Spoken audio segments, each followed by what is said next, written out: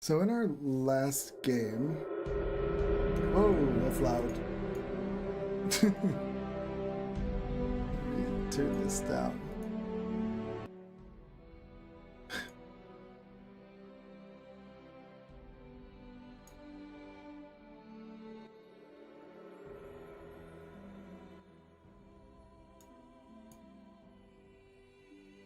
Okay, let's try that again. I feel like I'm weird. I don't know. Maybe my ears are popped. I feel like I'm going deaf. So, in our last game, this is really bugging me out. In my last game, you guys arrived at Candlekeep. You met Matrius, who was your kind of your boss in a sense. He was the guy who was leading the program you guys were in. He welcomed you to Candlekeep. He showed you around. You guys kind of settled in and introduced yourselves to each other. The next morning, you woke up to go on your first day to work, and and hello there, spill the tea. And you found out that your Matrius is gone. They thought he went into interdimensional mansion. This music is gots to go. That was way too like battle-ish. You were met by Snapple, right? Was his name? If I remember correctly. He was more of a brute and wasn't as charming and giddy and happy as Matrius was. And he told you that Matrius went missing. They believe he found the magnificent mansion that was a permanent one, and he was gone. He told you guys to come in and investigate his room and find out what happened to him. As you guys investigated, Mika being the resident expert in interdimensional places, discovered the door, according to Matrius, to the interdimensional house, where he was happy to see you guys, and he asked you to come in and do a thorough search of the house for him while he goes out and do some notes. He said he was going to cast a spell on the door to keep it open, and then as he walked out, he got attacked by this little imp he was holding, and the door closes. That was the last you saw of him. You guys then traveled through the mansion, upon where you saw some cats, and you found a secret door. The secret door led it down to a cellar where you then found a room with a teleportation circle, and in that room was a little frog, and the frog turned out to be a Quasit that attacked you guys. After you killed the Quasit, you found another room that was like a little I guess a storage room in a sense. Had all these containers with liquid in each little container. There was some kind of little animal or a creature or severed hands. As you guys were exploring this room and looking around, the severed hands kind of broke out of the glass and started attacking you guys, but they proved no match for all of you. And that is where we left off our game. So I'll bring you to that map.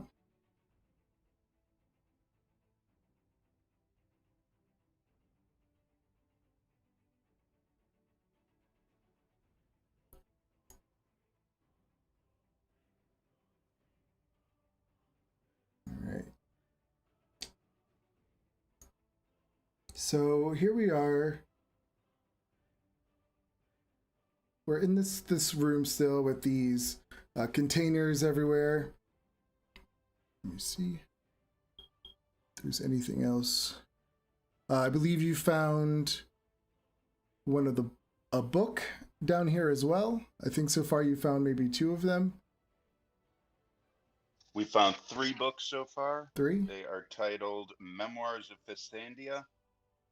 The second one we found is just the letter I, and the third one is just the letter B. Okay. Yeah, also in this room, you found another little jar that had this little swimming slad tadpole that wanted to get out, but couldn't trick Hemlock into releasing it. So you're in this room. We'll start off with Bunk. What do you guys do? What does Bunk do? As entertaining as that was horrifying, I suggest we don't touch anything in jars floating around. We should be looking for these books.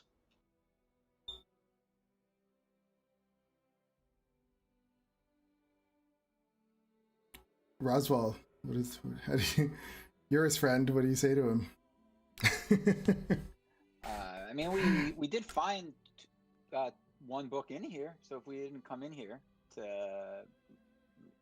I'm just saying we don't need to touch everything to find these books. So they're obviously out in the open. Yeah, but what if there's something underneath the jar? All I'm saying. It's I think glass we're jar. I don't. though, right? I think we're good in this room. Do we agree? There were some rooms we missed at the beginning. Yep. We can definitely go back. I do enjoy the walk back.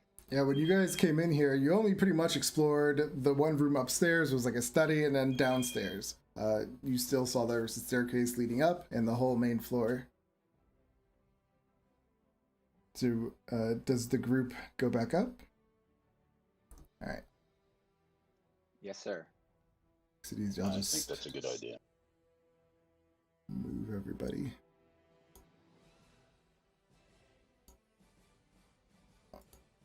Huh. It keeps. All right. I forgot how to turn off sight for everybody. Not for everybody. Never mind. Don't mind me. So everyone. I mean, I can only see what my character can see. If that.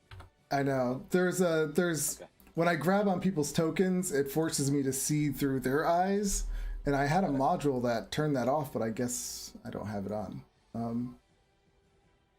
So you guys make your way back upstairs. Let me just delete that song. Okay. I guess we you guys want to go right or left? I would like to Left. I would like to stealth as best I can. By all means, Yeah, you do that's a good seem idea. of You go the in the front. persuasion to sneak around and be aware of those type of traps. So by all means, you first, Mr. Fader. All right, what is Hemlock doing? So Fader, you're taking the lead. I'm going to go stealth and take the lead. Right. Okay. I'll just put you in front. What is Hemlock and Mildred doing? Start with Hemlock. I'm not sure yet. I'm just following the group. Okay, I just want to make sure I grab everyone with their if they Yep, wanted to yep. do anything. Mildred. No. I will also Mildred's attempt. Mildred is just sort of,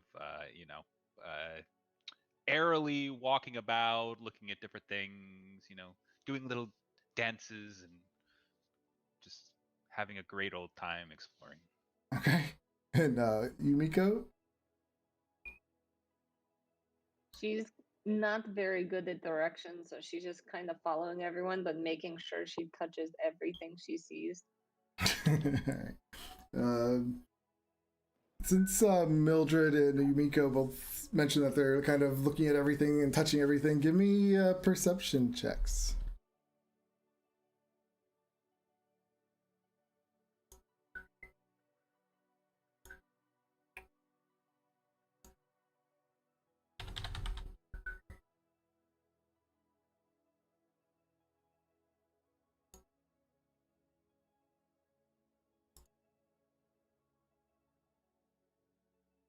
Okay.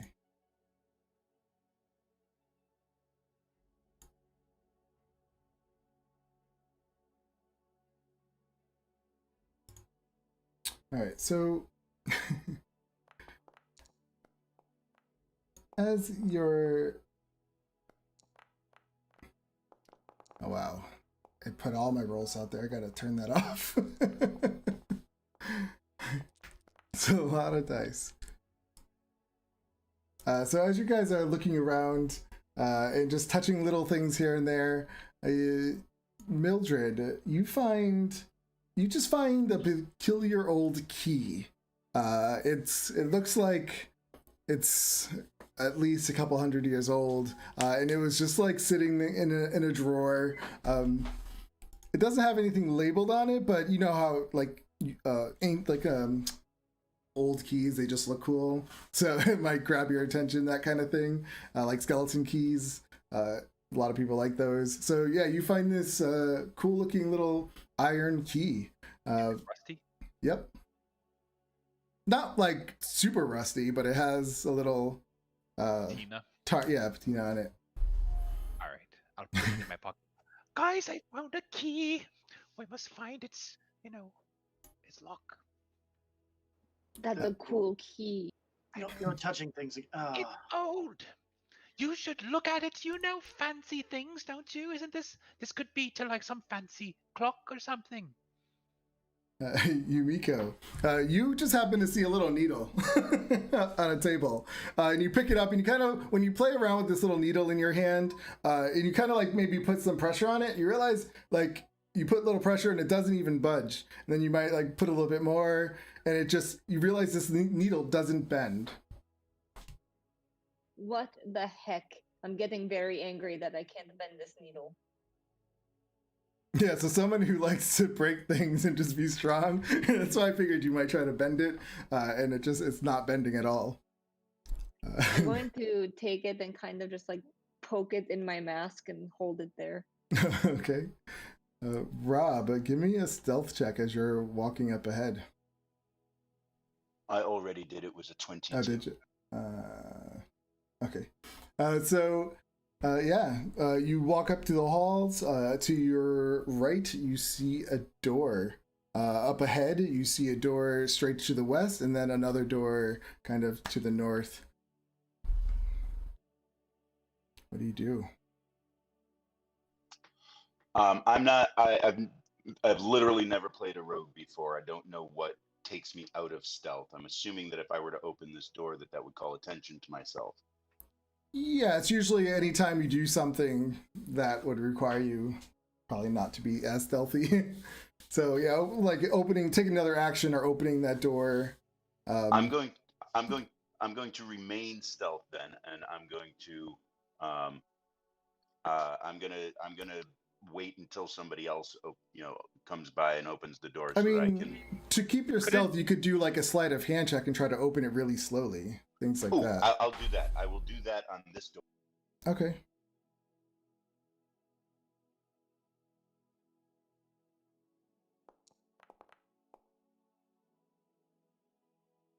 I'm assuming that's going to succeed. It seems like someone just oiled these door hinges, because they are so silent, and you're just doing it so slow. It's actually taking a really long time, and people are probably annoyed. But you're slowly opening the door, and it just doesn't make any noise. As you open the door, though, you hear this swishing noise, and when you open the door, you see there is a broom, and it is just sweeping the floor nonchalantly. When you open the door, it actually stops as if it does notice you because it has blind sight, but then it just keeps going. I would like to. Yeah, let me. Yeah, so let me just, so I forgot to describe what you see. In this room, besides the broom, you see tall shelves that are filled with, nope, that's not where you see. This room contains a battered wooden mannequin and a weapons rack holding staffs and daggers, all lit by indigo tinted light streaming through a window. The floor is stained and scorched. At the far end of the room, a broom hovers in the air, sweeping the floor. So it's an exercise kind of room, it would appear. When you say stained and scorched, do you mean like scorched with fire? Yep, as if somebody was in here, yeah, casting magic, practicing. I would like to search for traps. All right. So you step in and start looking around.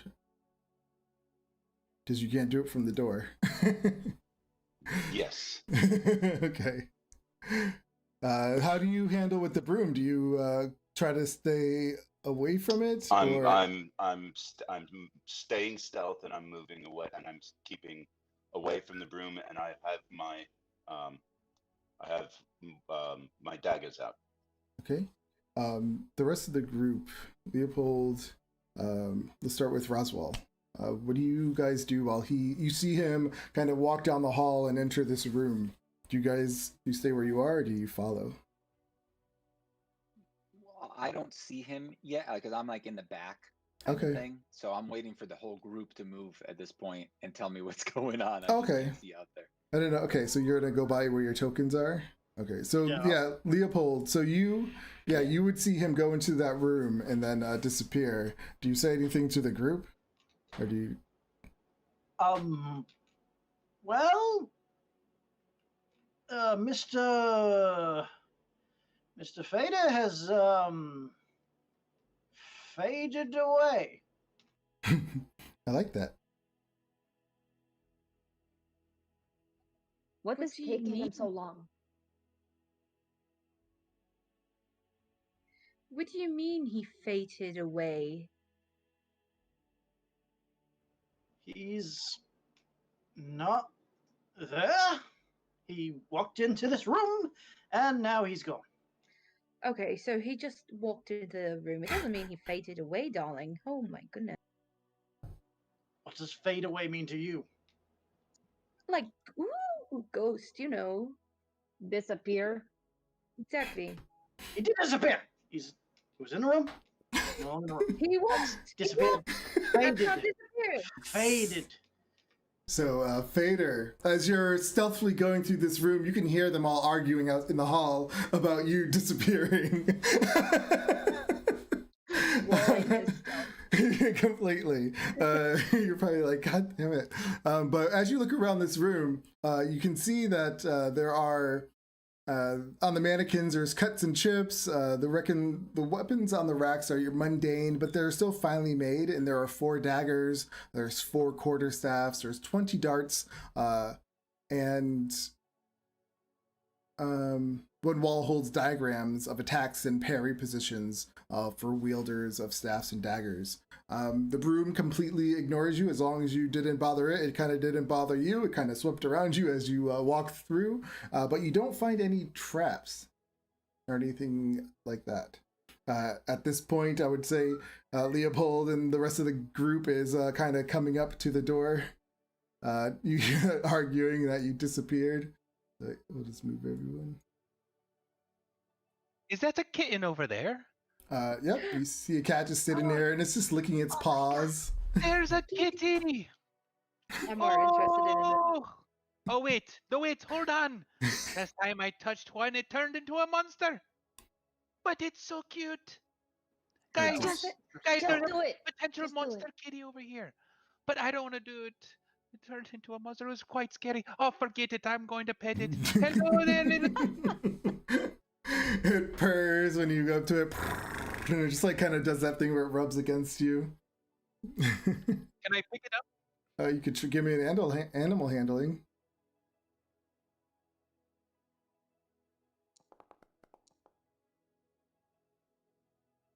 Don't I have advantage? You're just... Do you... Such a... For the role playing, yes, I'll give you that. Since you're like, oh, little kitty, and you are all excited and happy. Oh my god. You're just too excited, yeah, and the cat kind of gets awkwardly scared, and then you just handle it too rough, and the thing just goes and bites at you and scratches. It's terrible. Millie, you're not. I'm so clumsy. Let's see. Oh boy, Millie. I know, it's terrible. But it misses when it scratches at you, and it runs off the other way. Do I really take 9 damage? No. It missed. That was the attack roll. Oh, okay. I was about to say, oh great, now it has your blood. I was hoping to get a pet kitty. While you're standing here, though, you do get some nice aroma smells coming at you as if someone was baking and cooking, coming from that door to the north. It smells delicious. Oh, it smells delicious. I'm so hungry. Roswell, what is he doing? Well, did I hear her say that she smells food? Because I didn't smell it, but if I did. Oh yeah, I mean, she just said it. Yeah, you guys are still in the hallway. Rob, Fader's. Are we just not worrying about Mr. Fader? So Fader, yeah. I'm Millie, sorry. open that door. Open that door. There's food in there. So Fader, I guess you would hear them all arguing first that you disappeared, and then you hear kitty, and then you hear food, and then you kind of just see the group, I guess, running back towards the other way. We're very simple-minded. I'm taking a moment Guys, to there's look at food in this. here. I can smell it.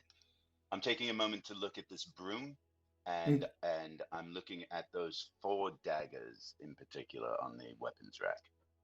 Okay. Yeah, they're just regular daggers, and the broom again, it's just sweeping without paying you any mind. It's actually probably getting close to finishing its job, and it kind of sweeps everything into a corner, and then it just bloop, and it plops against the wall. Mr. Fader, are you alive? I'm going to leave the room, and as I walk past Leopold, I'm going to just blow gently in his direction to make a sort of a breeze as I go by. Wait, are you invisible? No, I'm stealthed. I don't know how that works. I mean, you can't directly walk past him and, Okay. not see you. You have to be hidden by something. Okay. That would All be right, impressive. I'm gonna leave the broom alone for the moment, although I'm very intrigued. I'm gonna walk out of the room and join the rest of the party. Okay. Yeah, so I'm gonna sneak up behind Millie and say, You were just hiding then. open the door. Oh, you're a bad influence. Okay. And I just opened the door. yeah, so like when he was through the room, he was probably hiding behind curtains and stuff like that. This is a magnificent mansion, right? Is it all like really fancy? Surprisingly, as you were walking through, you noticed that it wasn't. It wasn't like it's nice. Everything in here isn't over the top. It's like as if a humble person probably made this. Not somebody has humble tastes. Yeah, so usually people would have them grand, but this one is not. Nope. I live in a hole in the ground. But they have kitties. Yes, that is the best part of this mansion. Did you open that door? I forgot. Yes. Okay. So yeah, you open this door. Inside, the aromas of cooking permeate this kitchen. A large iron stove takes up one wall, and the rest of the room is filled with large tables and racks lined with hanging pots, pans, and cooking utensils. Everything is sparkling clean. And then you see also these guys. With flapping of wings, 2 small forms land on the nearest table. They bow before you and ask, "How can we help to our honored guests? Cooking? Cleaning? Mending your clothes, perhaps?" And you see these 2 little kind of frog-like-ish creatures with these big ears, with big smiles on their faces as if they're really happy to see you. Oh goodness, there's so many cute little things in here, dears. Oh, you can cook me something to eat, and you can open me pocket. Oh, you're hungry. Delightful. Please sit. We'll make you some food. Oh, you're so kind. Thank you. My feet are getting tired. I'll take a load off over here. What is who's next in there? Who's that? Roswell, what do you do? I'll go in as well. Follow her in, I guess. Okay. I'm gonna like tiptoe around them and try to like just be like, oh, what are these things? Yeah, they like hopped onto the tables or like making dishes real quick. Oh, and would you like some too, mister? Yes. Yes, I would.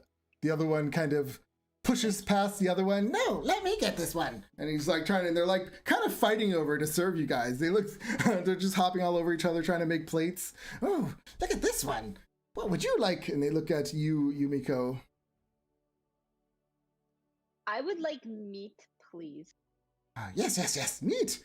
Let me get some. And it hops off and it goes into the pantry behind the kitchen.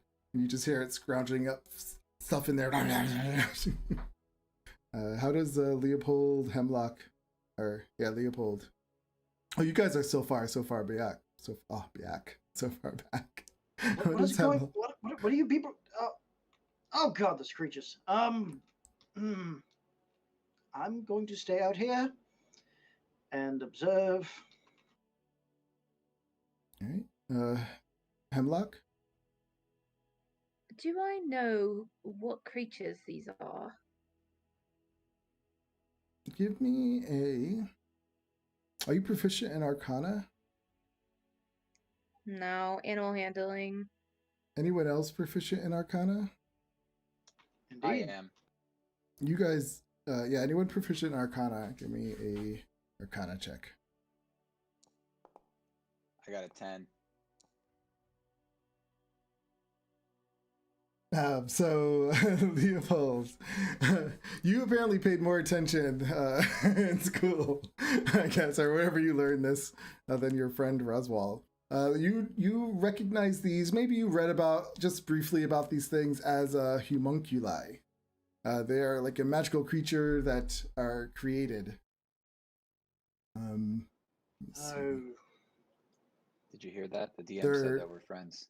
It's official. I keep throwing that out there on purpose. They're shaped by a mixture of clay, ash, and other ingredients, and you kind of form them and then use magic. They're pretty much constructs, to bring them alive. You have to use your blood to make them, I believe. And you also know that the people who make them, if the homunculi stay alive as long as the person who made them are alive or they're killed. So you know whoever made them is still alive. Well, somebody's alive in here. I'm alive. Small things. Is your master here? No. She hasn't been here for a long time. What about yours, Coriander? And Coriander, nope. I haven't seen mine in a long time either. So you're from two separate masters? Oh, yes. Did the first one say she hasn't been here? Yes. Roswell is going to open this door that he's next to. If it's not locked. Okay. 1 second. Just reading something real quick. So Cumin says, yes, I was created by Festandia. And then Coriander says, and mine, I was created by Freyat. When you open that door, and while this is going on, they're just like preparing their plates. They hand Mildred like a little bowl of beef stew. They give some to Yumiko as well. They kind of just give everyone the same thing. Thank goodness it has meat.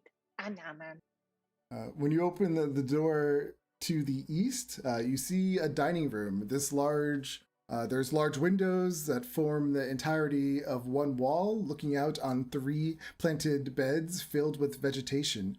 Within this room, a crystal chandelier hangs above a table made of dark wood, 6 matching wood chairs with scarlet cushions around the table, and then there's a 7th chair that sits alone in the far corner.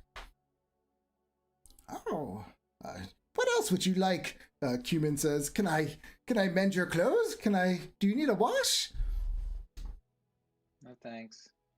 I don't know, Well, your clothes actually- look pretty dirty right here. And he grabs onto your pants and he's looking at it and he spits in his hands, like rubbing it, trying to making it worse. Where did this food come no from? Thanks. What did you ask him, Yubiko? Where did this food come from? It seems kind of barren in here. Oh, we have a full garden. Of You have a garden meat? of meat? They kind of look at each other. I need to learn how to do this. Oh, the meat was just in the back. It's preserved. Just for the record, I'm not eating the food. Just letting you know. I'm interested. Would you like some vegetables? Same. No thanks. Well, Oh, no. actually, This one. I have like cooking proficiency. Can I examine this for like poisons and stuff? Yes. So you pull out your little kit and start testing it? Yeah. All right, while you're doing that, what did Fader want to say? I need to check something, but I believe that I'm also proficient with the poison kit. Hmm. And would that help with a check for poison in the food? Well, if you want to check yours, yeah, go for it. Mildred, give me, what is it that you have? A cooker's kit or something? Or what is it? Don't you need a poisoner's kit? Well, I have cook's utensils and I have proficiency with cook's utensils, and I think I think that's what it says. At least that's Spot poison or impurities in food. DC 15. Hold on. And I am also proficient in the poisonous kit. Okay, what is your... Oh, you have the poisoner's kit? Yes. Oh, with that then, yeah, I don't think you... You're good. He's good. He's gonna do it. I believe so. With the poisoner's kit. I'll be right I back. will check my food for poison. All right. Yeah, you kind of... I mean, since you're good with poisons already, yeah, you kind of quickly do the smell and maybe do a little taste. And you don't taste any poisons in this. It just tastes like beef stew. Yumiko looks up and has like juices dripping down her face, and she's like, "What are you guys doing?" Here, Yumiko, you can have mine too. Here you go. You're lost. Coriander, we're seeking these books with the letters on them. Do you know where the rest of them are? Oh, no. We were told not to touch those. Not to touch, but you have looked. Not really. We don't leave the kitchen area. Mostly we stay here. We don't really roam around. There's no point. Okay, do you have a bottle of wine? I mean, what? What was that? Do you have a bottle of wine? Oh, of course. And it like runs off and it grabs you a bottle and it comes back. Can I investigate this room that I'm in? The like Mhm. dining looking room. Okay. Is this a second room here? Are those tables? Are those bookshelves? What are those? The wall, this is a wall of glass. Okay. And you're looking beyond that and you see a garden Garden. Okay. with all the rows of plants and stuff. I would like to investigate this room. Okay. Investigation or perception? What would you like? It depends on how you're doing it. If you're going to move things around, it's investigation. Yes. All right. Okay. Do that. While he's investigating the room, what is Hemlock doing? I want to gotta say. see what's in this cupboard. Okay. So you investigate the cupboard. What is Leopold going to do? So I come back out and I'm like, Well, while you're going around the room, they're doing their things. This is all going to happen at once. Because it wouldn't make sense to have one after another. So what is Leopold doing while Hemlock is in the cupboard and Roswell is searching the dining room? Probably sniffing and drinking the wine. and Okay. then attempting to coax some information out of the little ones, maybe a little further.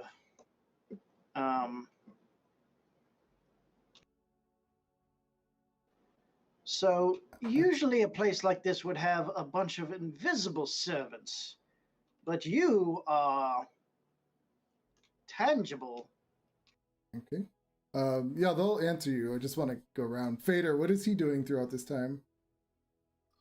I'm going to move into the dining room, and primarily I'm going to do perception. Perception's not going to help. I'm going to move into the dining room and sort of put my back against the wall and just remain alert for anything mischievous from the little people. Okay, so you guys are in there. I got everybody, right? Mildred, you're eating your food. And Hemlock is searching the back. So Roswell, Fader, well, Roswell, give me investigation, Fader, perception, and Hemlock, perception. Yeah, I got a 6. That's what I was saying. I found nothing in here, guys.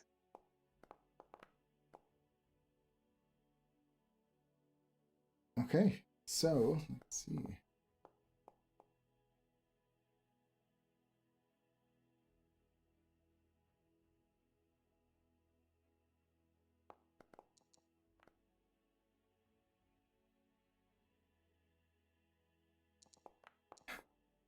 All right, so you're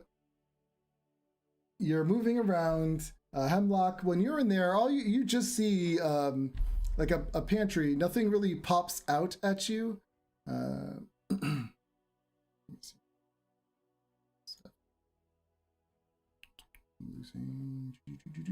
You see just this place is stocked with sacks of flowers, vegetables, preserved meats, and other staples. All the dry good needed to sustain a household. Fader and Roswell, as you guys are moving around this room, Fader is standing like against this wall right here watching. Roswell, when you get around and come around this over here, and as you're moving by this chair, the chair just suddenly just goes block and just like turns into a big mouth and it tries to latch onto you. Ah! Everyone roll initiative. I hate It will chairs. get Never trust a an chair. opportunity attack. You come up to it.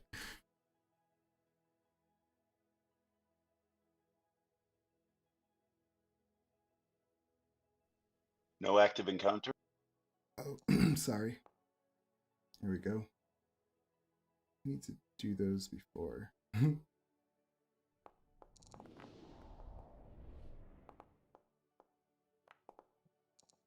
Right click. Make Uh, your character token. And then go to the shield. Sword and shield.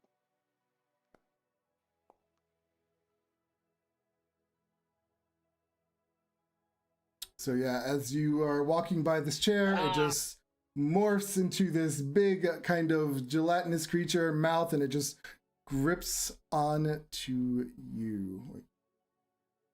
No, it stays as a chair, and it tries to bite at you.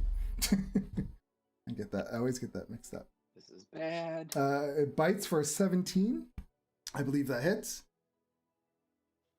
I believe it does. Oh, how much damage? Please less. Oh my god. Oh my god. Am I knocked out? Yeah. It attacks for 11 piercing and acid damage. I instantly die.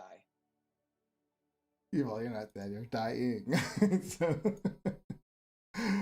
yeah. So you see this happen. Let's see.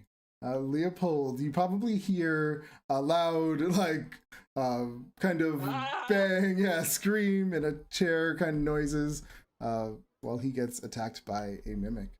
What do you do? What just happened? What the?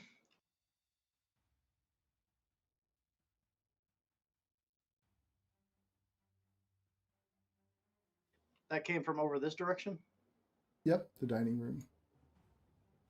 Okay, using conjecture to guess that this door will lead to the dining room as well, I'll move over to this door and open it up. Oh, you got eaten by a chair. Wait, this could solve all my problems.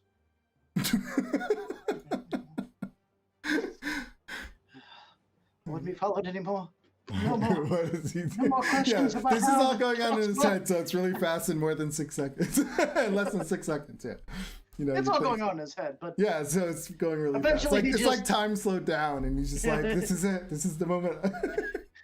and then eventually he begrudgingly lifts his crossbow and fires. Okay. Love it.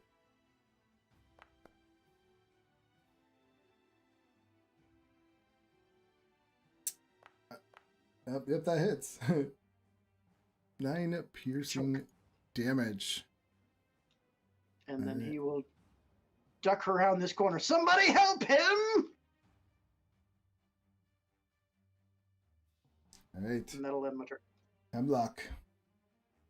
You hear the screaming. What's going on now? I go walk. I go out.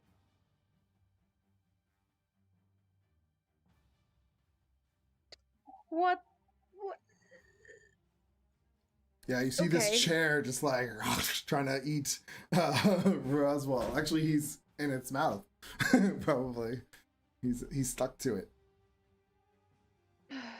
All right. I will. Where is he? Oh, he's right there.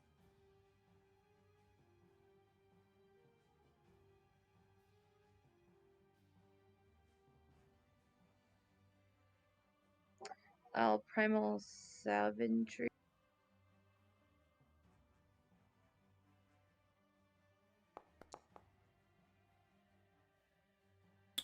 What? That's like a fist attack or something, a claw attack. Yeah, so it's a claw Okay. attack. So All right, that my hits. nails turn long, and I hit it. All right, what's the damage?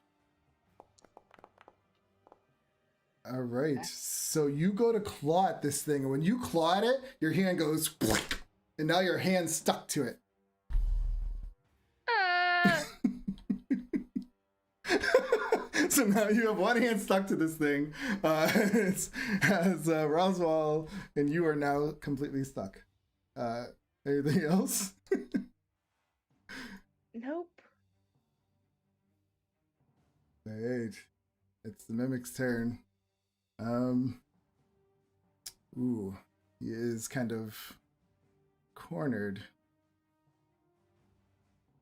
He wasn't too smart. He's going to try to bite at you, Hemlock. Okay.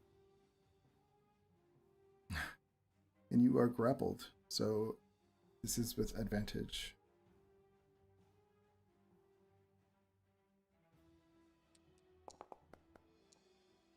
$19. Yep. Hemlock, this thing just does one big snap at you, and you just go unconscious. And now it has Hemlock and Roswell attached to it. And how far could it move? Can't really move. It's starting to try to slide away with these two attached to it, but it really can't go anywhere right now. Roswell, death saving throw, please. One fail. Yumiko, what does she do? She sees Roswell and Hemlock both attached to this morphed chair. I'm going. How dare you!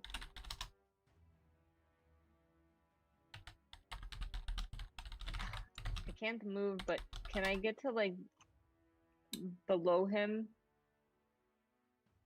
Below him? You can, Like, yeah, am you I can able move. to kind of go You through can, the door? But you can go. You can move through people's spaces as long as they're your ally, but they just count as double movement. So it would be 10, 20. So you could technically do it. You would just have to end over here near the table. But then you would get an No, you won't actually. Do you? Yeah, you would have to do that. like here. Yep. Okay. Are we playing with flanking or no? No.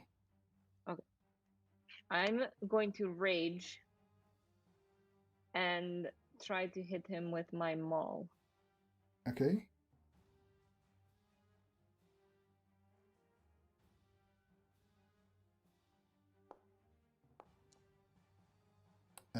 You swing and you hit him.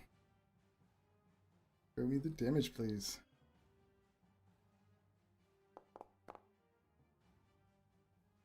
Wait a Nice. second, that's supposed to be 2d6. Oh. I made a boo-boo. How do I roll another d6? You could just /R space 1d6. Or there's the Should be dice on plus the your bottom. strength plus rage, which is +2 right now. She has the +5 in there. So is that? Yeah, it's her proficiency plus that- the 2. It's her Okay. strength and the regular Yep. damage plus the 2. Gotcha. Where do I find the dice? I'm lost. Right at the bottom on the chat. Sebastian, why don't you just roll an extra d6 for her? And then Yeah, just add it I to could 2. do that if she doesn't mind. You want me to That's just fine. roll? Okay. Got a 1. Never But- mind, I Nice mind. job, Sebastian. Do you still have to roll your rage, or is that included? I said +5, so that's probably her strength. Oh. It was plus- included. plus It was 2, included. right? Yep, that was good. She's good. Yeah, it was included, yeah.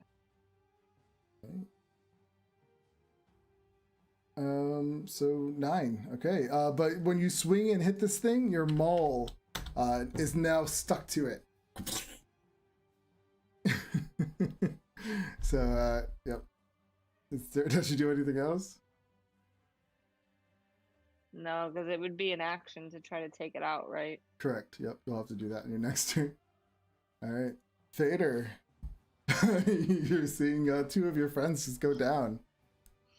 Can I tell if this thing is how badly injured this thing is? Yeah, it doesn't. It looks like there's this weird gooey stuff kind of pouring out of it, and it looks looks more like it's frantic right now, trying to figure out how to survive. But it looks bad. And I'm assuming that Yumiko is She's trying to pull her. She's holding onto her maul while it's stuck right, to it. but will give me sneak attack. Oh yeah, yep. As long as there's someone next to you and they're conscious. All right, dagger.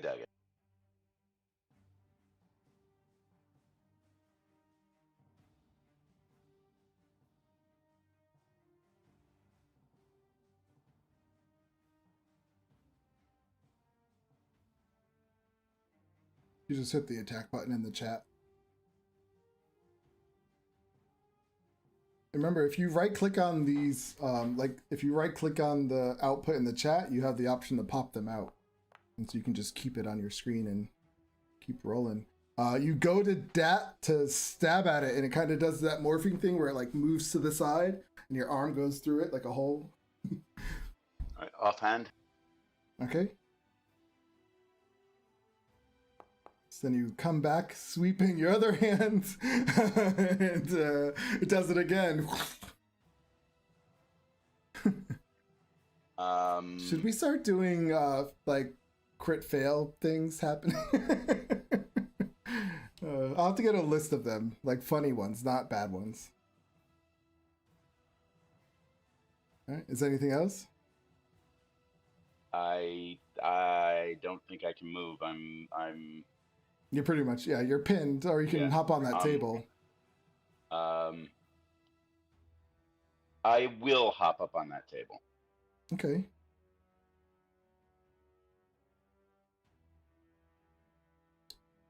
All right. That's my move. Mildred. Oh dear, the furniture's eating people. I need to have the flashback. Whoa. This music. I man. will use my shillelagh, and I will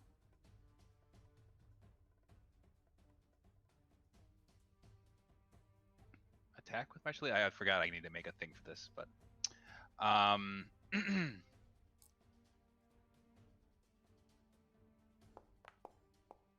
So you have to be within 5 feet. So you move. Do you move into this corner? So I assume she's like eaten, right? So like I can get into melee. I guess yeah. I guess technically you would, but yeah, you can't. But if you move in, you can't move back out, or you'll get it. You'll have opportunity attack. So either way. Oh.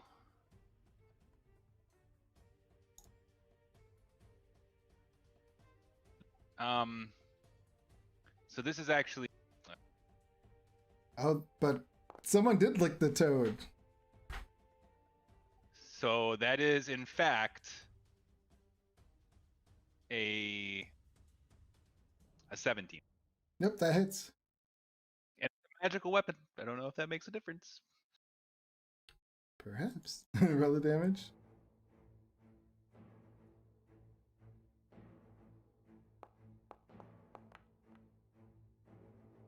Awesome. So yeah, what does it look like when this old little stumpy lady with the mushroom hat comes in with this shillelagh and whacks at this chair? Oh, down chair, down. She like just smacks it right in the face, like right between the eyes. Awesome. Right. She just whacks at it and whacks at it, and yeah, I think, does the shillelagh like give off any kind of like little spark because it's like charged with magic or anything? Yeah, so it's like tangled with with vines, and when it smacks, it just explodes with like a green puff of like mushroom spores. Yeah, and that's Covered like in green spores. and the thing kind of just deflates, and you just see Hemlock and Roswell just lying there with this goo kind of just seeping underneath them at this point. You get that chair. All right. Oh, So Hemlock, you poor dear, what's happened? So you see them dying, yes, on the ground. We'll have to do this in rounds. So I think Leopold, you're next, right? Yes, I'll come up. I shouldn't have taken out of initiative. Oh, good lord, it's just, ooh, it's very sticky. Who picked up those healing potions? The Hemlock girl. Me. Okay, just go dig through her pack to see if I can find where she hid those. Okay, so that's not going to take you too long to do. I'll just have who was next? Me. Yeah, so Hemlock, just give me one death saving throw while he's doing this.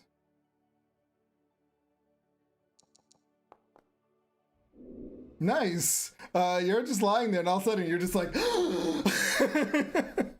and you find yourself all of a sudden came back to life, and you see Leopold going through your stuff. Hey, that's my stuff. He's trying to rob you while you were down. What? Don't touch my stuff. I'm not. I'm not dead Get out yet. of there. I'm not dead. As Go you heal him. as you say, yeah, as you guys are saying that, you hear, and you see blood coming out of Roswell. So you give him the potion, all right? Roll the No. no. No, Oh. I don't. Do they I thought you would just like You can. Someone can try to stabilize you. Yeah, someone can try. I Does have anyone? a good berry. I was just But gonna if give they it one. fail, will I get a failure? No, you would just have to do another death save.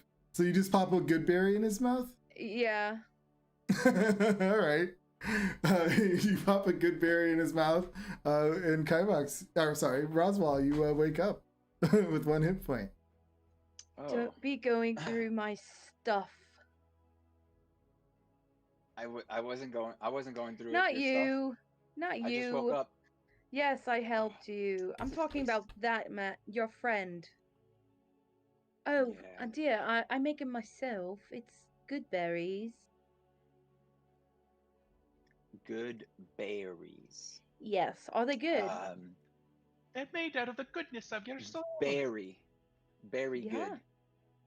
That is very good. I love that pun. That's so good. Good. Very good. Gonna stick a dagger in this chair, then sit down. Just to make sure it's a chair. I think I need a minute. Is there another chair that doesn't look suspicious? So I'm while gonna this sit is on the floor. happening, I'm gonna just sit on the floor. you see Coriander and Human, and they're like, "Oh my god, what happened? You're What is that?" possessed. Did you not know your furniture was evil? We told you we don't usually come out of the kitchen. They say, It's a dining room, dears. Don't you serve the food in here? Human says to Coriander, "I told you there was an extra chair in there. I didn't understand." You're lucky you make a fine stew, dears. So we didn't know that was in there. I swear. So I picked up my maul. Is it all gooey and gross? Yeah.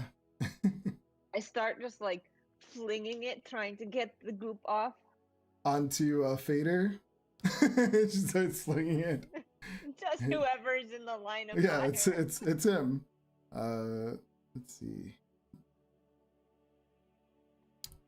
So in this room, besides the chair, the dark wood made out of dark wood and all that stuff, and you don't really see anything else except you see that there's a buffet that contains silverware and a service for 6. Looks like it could be worth something, but not like super expensive, but it's higher quality, I would say. Besides that, you don't really see anything of interest besides the goo. I would like to investigate the remains of the mimic. Okay. What are you looking for? And how are you investigating it? I'm going to take a fork or perhaps some utensil from that service, and I'm going to scrape around and see if there's anything left over from a previous victim of this creature. Yeah, as you scoop around, it's just really gross, and it's like you're like stretching off the fork, like I don't know, it's just really gross. And you're moving through it, and you don't find anything.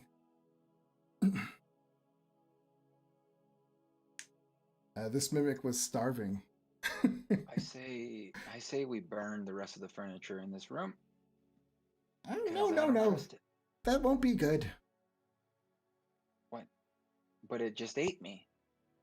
Like, well, seriously. But all the other chairs, and they kind of hits one. Look, it's a chair. Yumiko wants to go around and like take her needle out of her hair and go and like poke all the chairs to make sure they're not bad.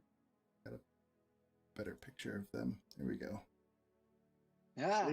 Leopold just writes in his journal that Kyvox now has a fear of chairs, and to remember that. Yumiko, I'm sorry. What was she doing? I took my like super strong needle and I'm poking all the chairs. Yeah, it's jabbing into the chairs. The needle doesn't bend. All the chairs, you hit them like little solid pieces of wood. Roswell's like, or like, with like a hand on her shoulder, kind of supporting himself because he's pretty still beat up. And just like, yeah, you kill those chairs. Kill all the chairs. I think they're good. You can sit down for a minute. No. Here, eat some meat. No. Sorry. No meat for me. I gave you all my stew. Guys, I think we should leave this room. I don't like it. There's like a garden outside. Let's go look there. Maybe. No? Would you like anything else? Can we make you something? Yeah. Make me some health potions. Please. Yeah, Is there anything same. that will I cheer don't, me up? I don't know how to Okay. make those. Alright, well, that's what I need. Can we go now? Do you Uh, give foot massages? Me bunions are killing me. Oh, human loves to do that, Coriander says. Oh, excellent. Coriander's like, or cumin, what? I do? Oh. Come on over here and eat Tootsie's are aching. Give me a persuasion check.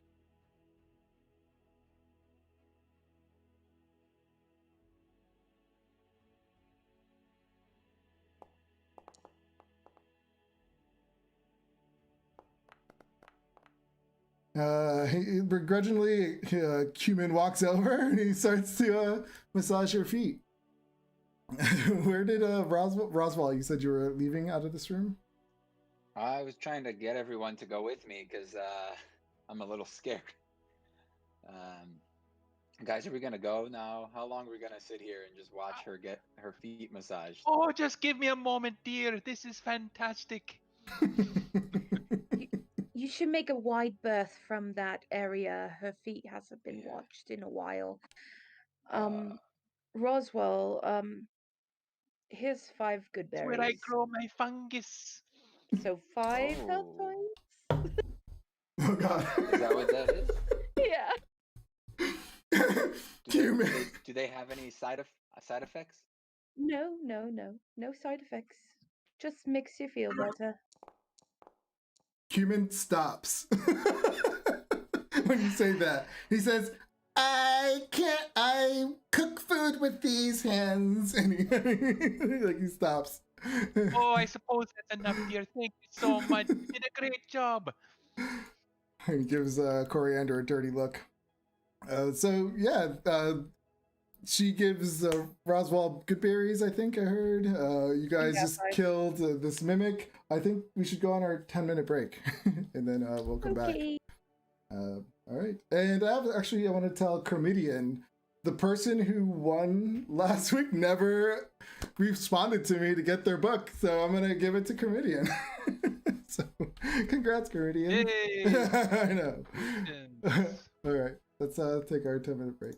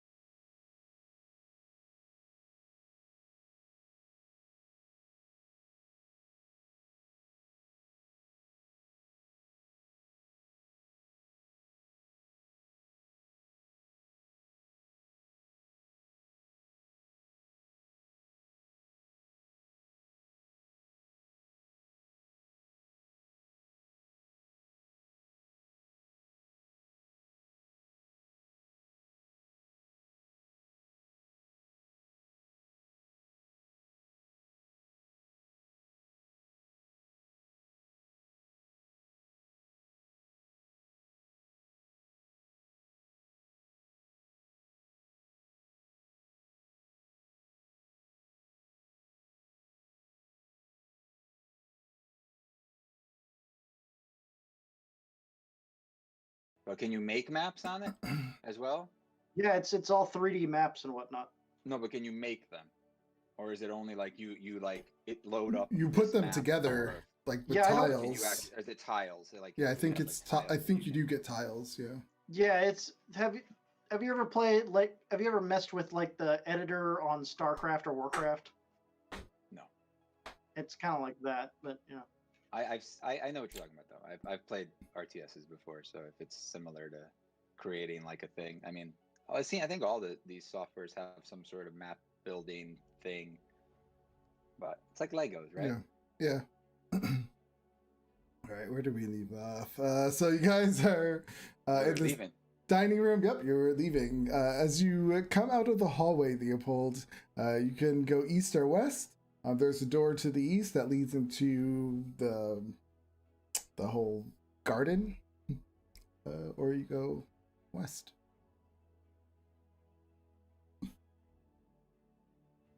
Which way do you Oh, guys? back in the game. Oh, hello. Yes.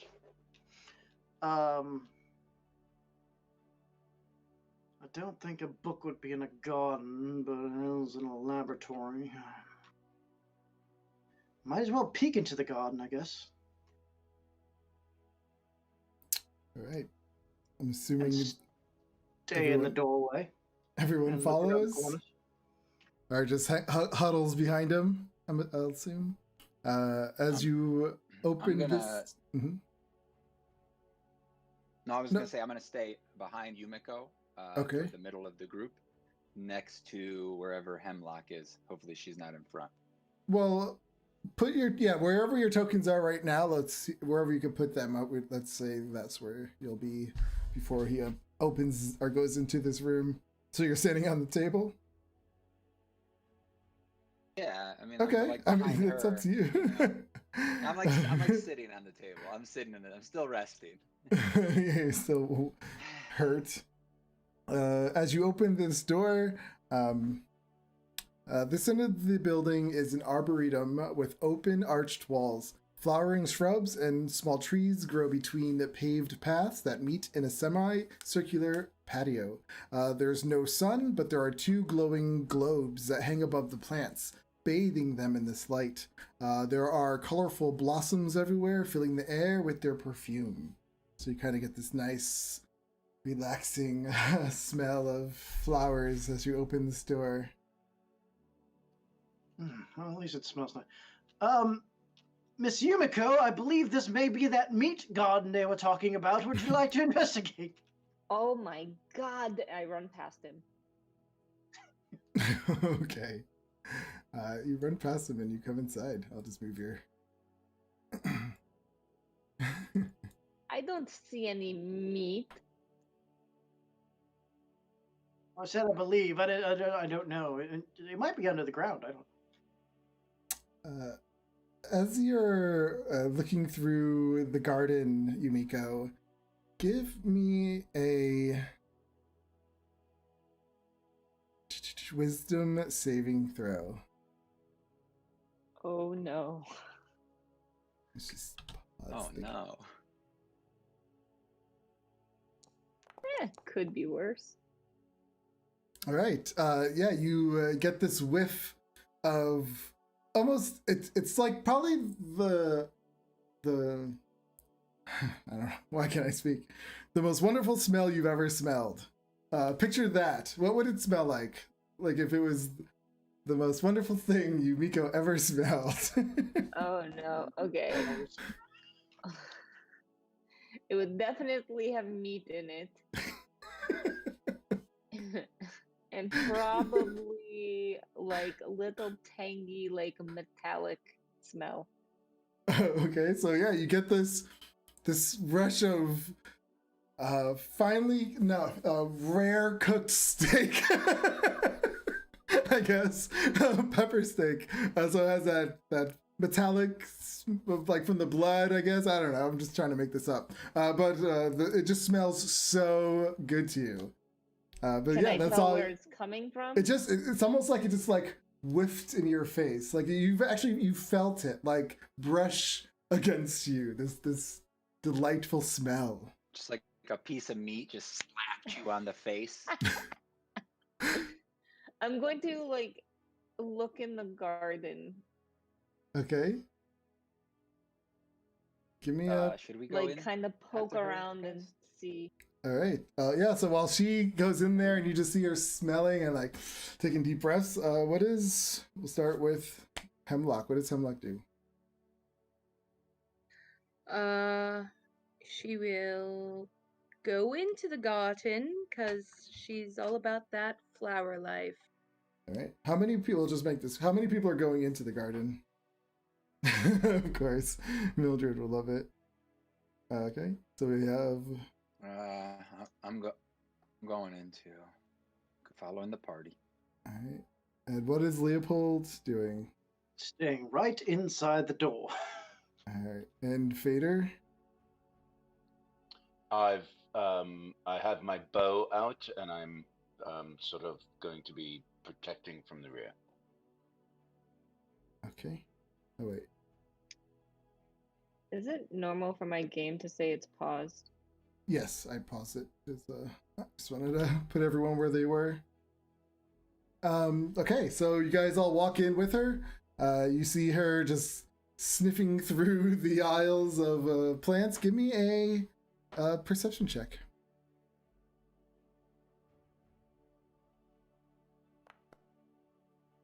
Who? Everyone? Well, the people who are in there, if you want to.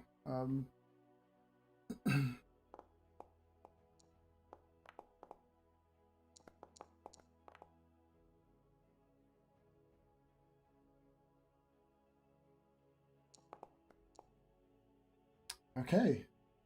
So, Hemlock, as you were walking through, you notice that the lights up on top that are floating there, the globes they're two drift globes that are hovering high above, shining this light down on the plants. And you see the plants kind of just like sway a little bit every now and then, as if a breeze has blown through them. Let me see something. Who's in there?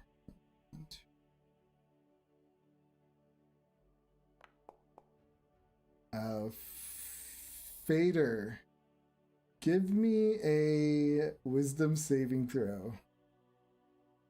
As you get this whiff of what is the best thing that Fader, what is the most beautiful smell that Fader would imagine he would smell?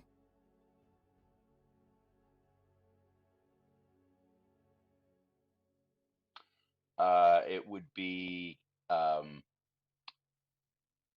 the smell of a forest immediately following the rain, mostly because it's clean. That's the most beautiful thing. Okay, you just that's what you smell now. Roll me a one.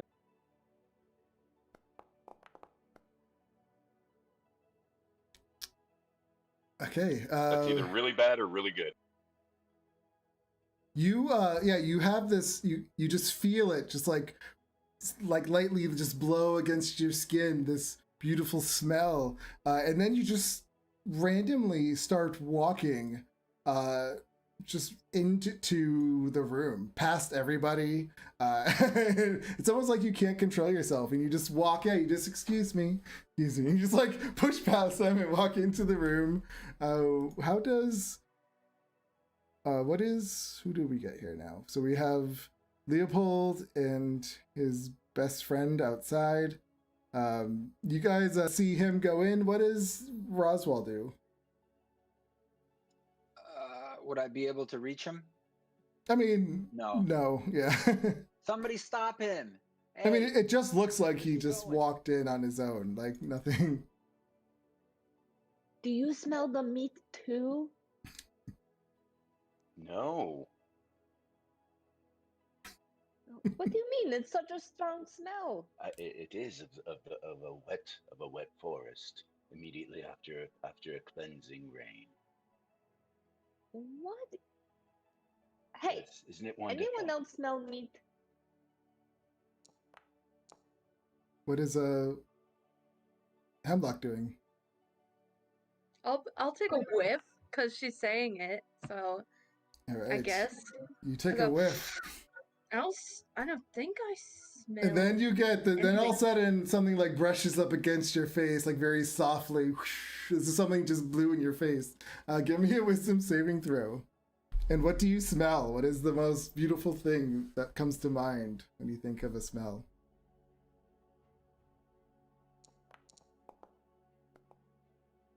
Oh my goodness. That's hard. Her mother's perfume is what she smells. You smell like it kind of smells like it, but just not close. But it kind of reminds you of your mom's perfume. So it still smells really good, but you don't feel like overwhelmed with the smell.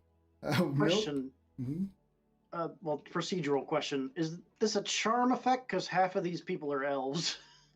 Well, so you mean this is an out of character question? Yeah. They are affected, so you would assume that it's not.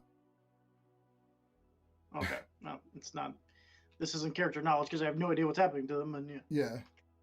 Yeah, you just, I mean, they just look like they're really happy smelling this beautiful smell. But the only one who seems really into it would be Fader. How far is he now? He's just in the room. What is... Oh, okay. I just can't see him, so I didn't know if he like continue like.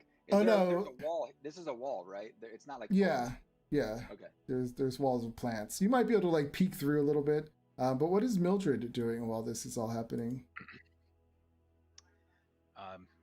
Mildred's like, oh my goodness, are these like fake little suns? I need one of these for my room.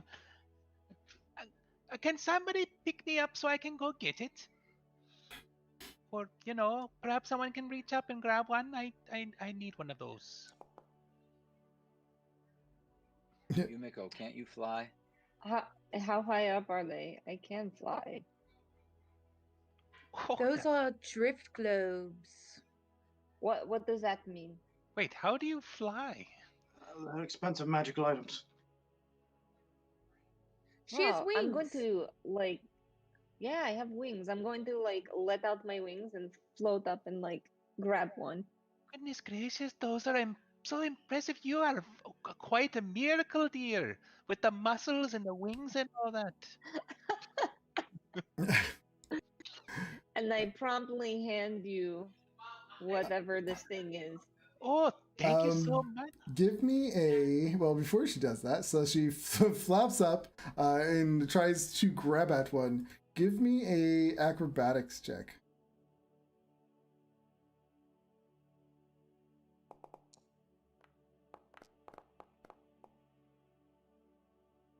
So yeah, as you go to grab it, it's almost like immediately it moves out of the way, right when your fingers are about to grab onto it, and it kind of moves out of the way, and you kind of feel this rush of air kind of go by you as this happens, and you actually hear this is when you all hear little giggles. What the heck is that? Do I recognize these giggles?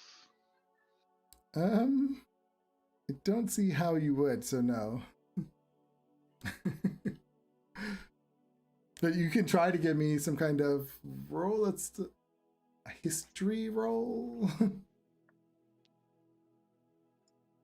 I do it? I mean, You can yeah. do it. I mean, it's hard to tell by giggles. I mean, it's like, yeah, you I just rolled an hear. 8. Doesn't matter.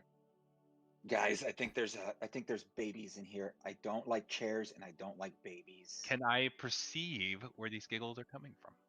They're coming from above, like, Am I? and they kind of move. They're moving around, so you might hear a giggle above you, then it kind of moves over, and you hear one over there. Like they're not staying in one place. I'm going to speak out 2 words. I'm going to speak in Elvish and basically say the word for Fey, and then in Primordial, I'll say wind, and basically in a question tone, basically. Okay. Did you say something, Roswell? Did you say you were going to? No, I said we should leave this room. Oh, you should leave this room. I don't like Okay. babies, and I don't like chairs. So you hear in a different language something respawn, but does anyone here speak Sylvan? Oh, you do? I think so. Yeah. Sylvan and Elvish the same thing, basically. I mean, Or they're. is it- I think they're. Aren't they dialects or something? Or I don't know. Let me see. I'll look at. I thought they're similar, but I don't see it on your sheet.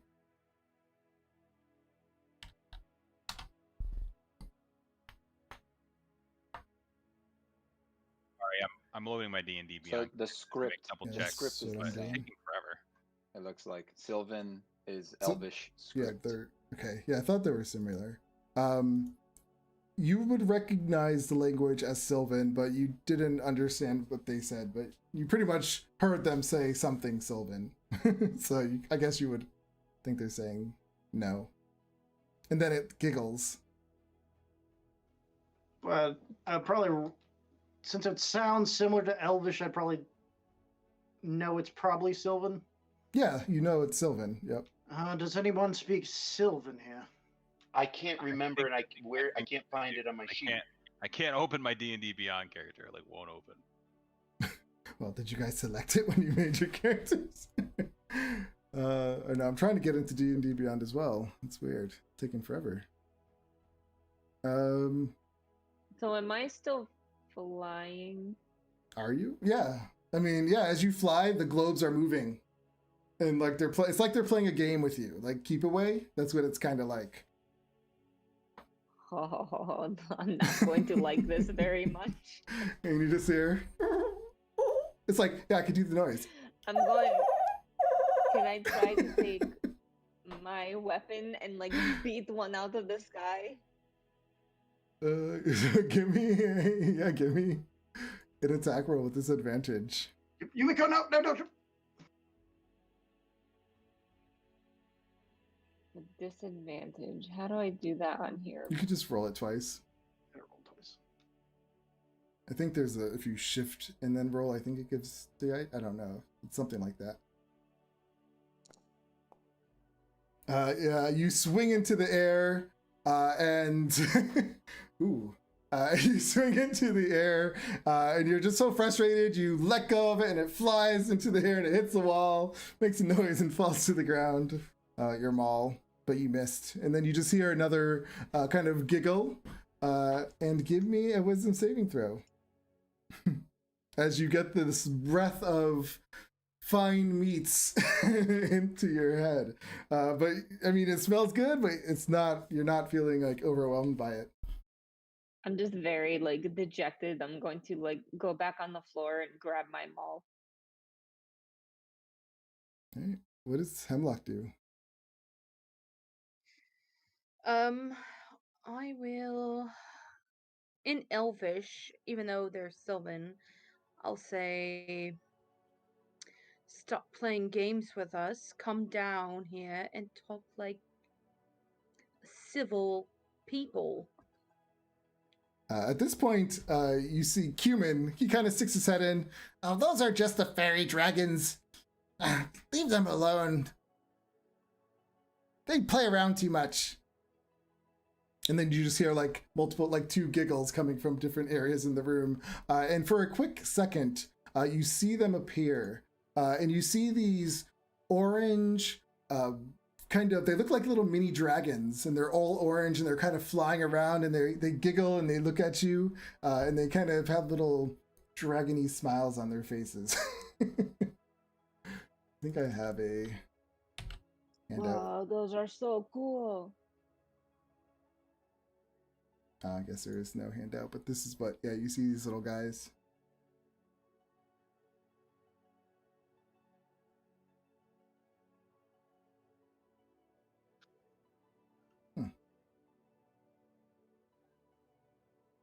Peter, what are you doing, man? I'm trying to get one of these dragons to land on my finger. Oh, then I'll go ahead and start speaking in Draconic. Oh, Here we go. so there you are, friends.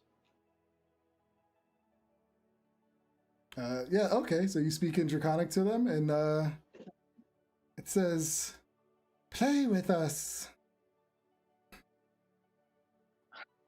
I'm afraid that I'm a little too busy, but I do have some things you might be able to use. I'll take a little bag of sand and kind of form a little ball with it, and just like toss it into the air for them to play with. Oh, I'm Rob. sure. Sorry, Fader, roll me another D6. I'm sorry, okay, Leopold. I'm sorry, I didn't mean to cut you off. What were you saying? I'll just throw the little ball. I'll just tie the little ball bag of sand tightly and toss it into the air so they can play with it like a little ball.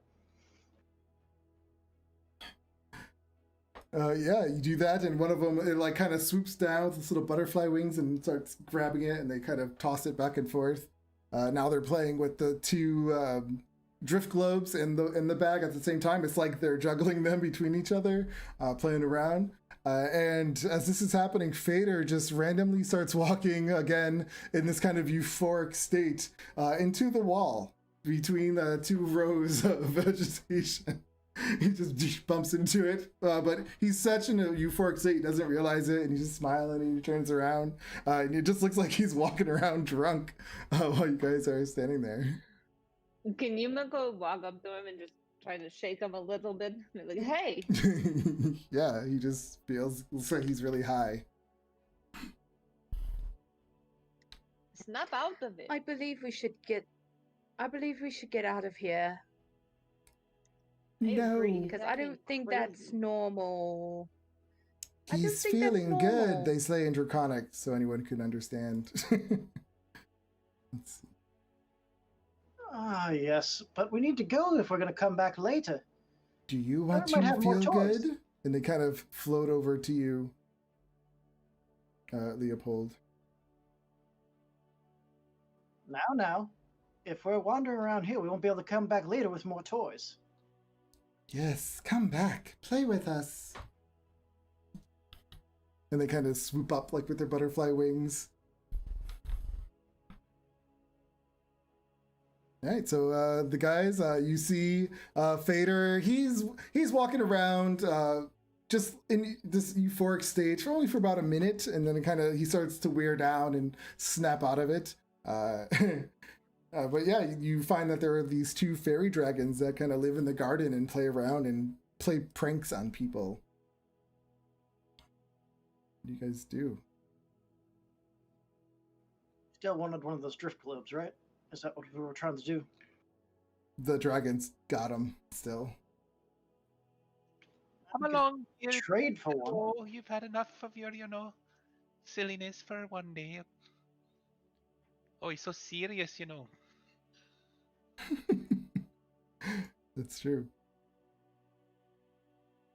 All right, Roswell, what do you guys do? You're at the end of the line while everyone starts piling out. Yeah, if we're all gonna go, I think we should go to the next room, or we need to find those books, right? Books. Everyone? Anyone? Yes, Okay. let's Yes. go. Yumiko, lead the way. Me? I mean, okay. You are the expert in dimensional extra dimensions. Did we go in this room? I think we did. Yes. What? Is this door open where I can see the broom? Yep. Yeah, so What the heck is that? you just see this broom in there, and it's sweeping again. It's doing its second round of sweeps. What else is in here again? Is there something like it's a training room, right? Yep. You see on this room, there's wooden mannequins that have like cuts and scratches all over them. Then you see there are 4 daggers, 4 quarterstaffs, and 20 darts, and hanging in one of the pegs. Yumiko is going to walk over to one of the mannequins and just start beating the crap out of it. All right, yeah, you're. It's designed for this, so it's taking a beating. You guys are walking down the hall, and Yumiko just, oh, what's this? Walks into the wall or walks into a room and starts beating up a mannequin. I think we have more pressing matters. That's another door down there. Have we been through that? What is this door? Oh, well, be careful, dear. This place is scary. it's not really a door; it's a window. I'm not sure why it has the door on it. Never mind. But outside the window, you just see this nice soft glow of like almost like a wall of energy beyond the window. As you were walking down this hall, though, you did pass a set of stairs that led up onto a second floor, and then further down the hall, you do see another door to the north, and then a door directly to the west. Am I, Pater? Am I completely clear-headed at this point? Yeah, it only lasted for a minute. But when you come down, it's like that was the best thing you've ever felt. That was the best thing I've ever felt. Oh dear, you got to try licking the toad. I swear it'll be your next favorite. I promise you, I will do that at some point. Excellent. All right. Who's leading the way? Someone gonna. I'm going to try to open this door above me. Okay. Yeah, you go to open the door and it opens. It's unlocked. When the door opens up, you see there are tall shelves filled with books that line the walls of this room. 2 more shelves run through the middle of the room with a 10-foot wide aisle in between. Several stacks of books are piled high throughout the room, and there are small reading desks with cozy scarlet chairs in the corners. You guys wanted books, right? Yes, we all I believe love this books. is Leo's room. All right. As you guys walk in, let me just pause. I'd like to search for traps. Well, you're not even in the room yet. When I get there. Yep. So as they were walking in before you got in there, Yumiko walks by, and then Roswell starts walking through, and the whole bookshelf that's to the west of you comes tumbling forward. I need Wait, is it? Yep, dexterity saving throws. From Roswell and Yumiko, because it would have happened when you were here. I think this game is cursed today. Yumiko should have advantage on saving throws, I believe, with the barbarian trait. I don't think at level 1, unless it's like level 6 that she gets that. All right. So Roswell. Oh, Danger Sense is level 2, actually.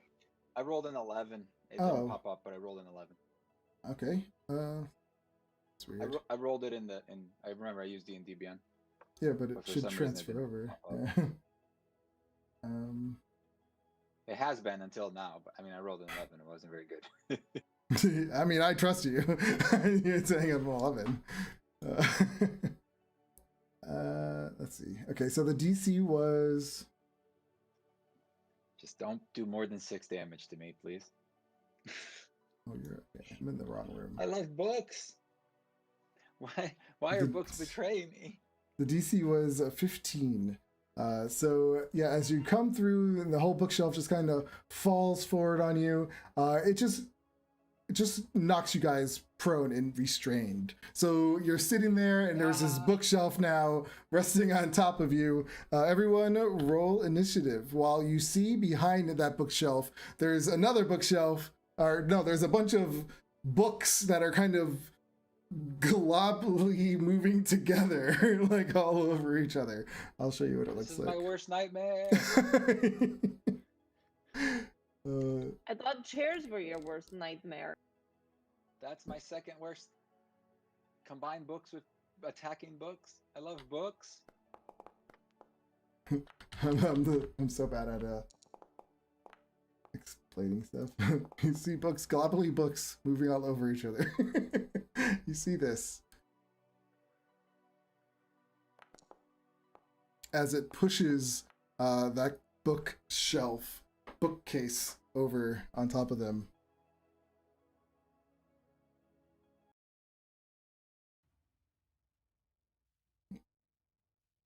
Move at all. I'm having trouble breathing.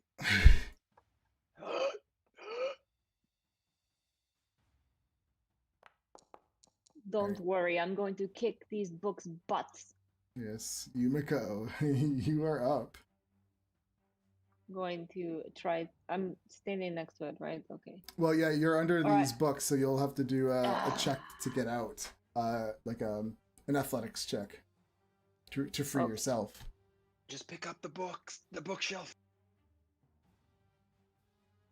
Well, she's prone, so she would have to free herself first, and then athletics check 16. Yep, you kind of pull yourself from under the bookshelf, and if you stand up, that's half your movement. Am I able to push the bookshelf while I'm getting up? No, picking it up and pulling yourself out are two different checks. Okay, so what is it, a strength check to pick it up? Well, you just took an action to pull yourself free, to unrestrain yourself. So never you mind. could use half your movement to stand up.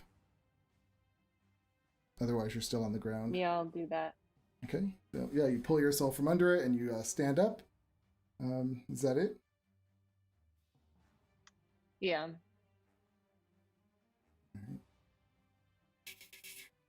Fader.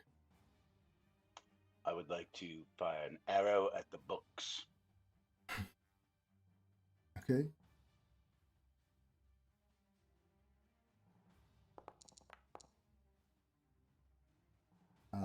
Yeah, these books are moving so fast, your arrow kind of just goes right in between them as they kind of flutter around. I would like to begin reloading my bow. All right. That's it for you. The swarm of books. Let's see. They kind of flap over towards Hemlock. And they club her with books. But they miss with a 6. Mildred. Oh, my goodness, the books have come alive. Alrighty then. Time to get out the magic stones.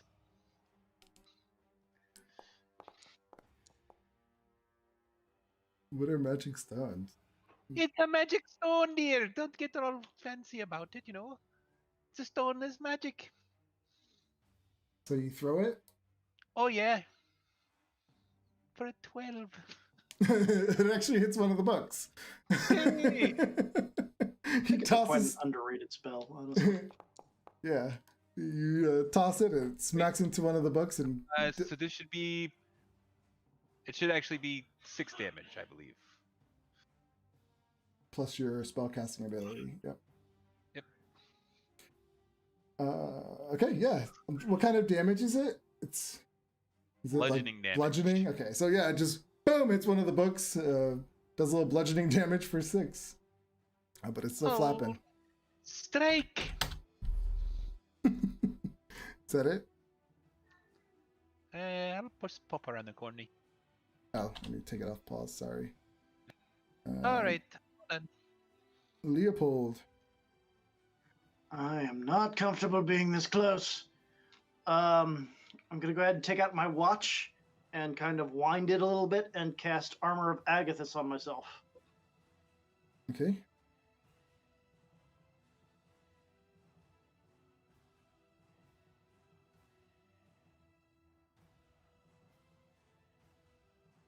And then I will step away. Okay. Roswell. It can make an attack if it wants. I don't know. Okay, sorry. Yeah. Clubs at you.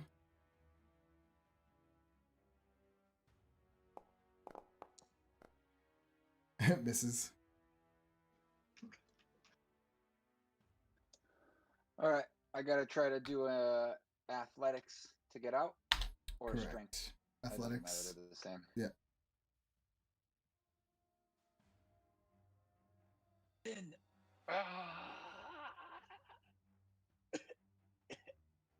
Do I get out?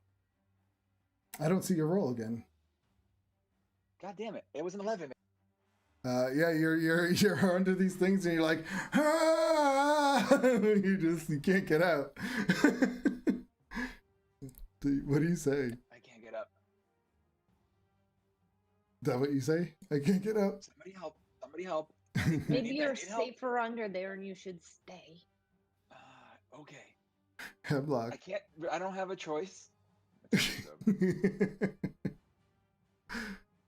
don't have a choice. Okay, so I'm going to Okay, so I'm gonna flex my fingers and cast Primal Savagery.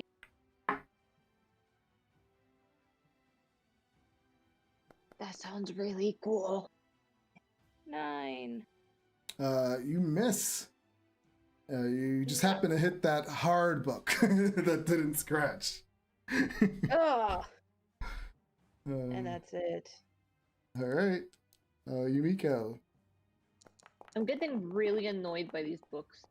Wow, I just got a bunch of dice from everyone. Like all the dice rolls just like popped up on my screen from Leopold, Hemlock, Yumiko, Fader, Mildred, Roswell. That's weird. I'm guessing I missed. An 8, yep. You swing your maul and just miss. Anything else? Oh wait, Nope. was it even your turn? No, it was, wait. Why did the initiatives It was my changed? turn. God I was on the- damn it. I forgot to turn that option off. There's an option that every round it re-rolls initiative. It's cool. Because I thought that was that would be a cool thing, but I was playing around with it earlier. Interesting.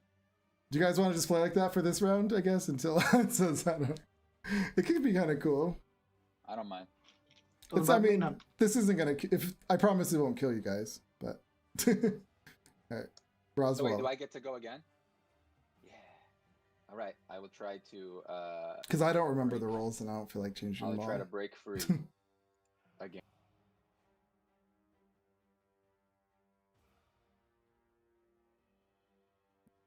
$13. That I believe breaks you out. Oh, fine. Where is? Okay. I will stand up. And I will cast create bonfire underneath those books. Okay. And it.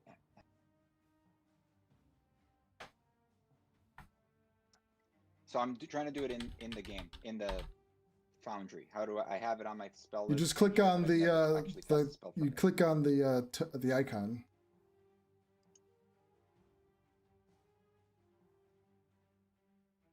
All right, so it's a spell save DC 13. Dexterity. And then I just click on that. Gets a 21. Oh, okay. But 20. it's still in its spot though. It still gets cast there. It just doesn't take damage. Yeah. Okay. Leopold. This is weird. All right, I'll go ahead and fire my trusty crossbow. I'll turn this off after this. I didn't realize this was gonna happen. Oh, that hits.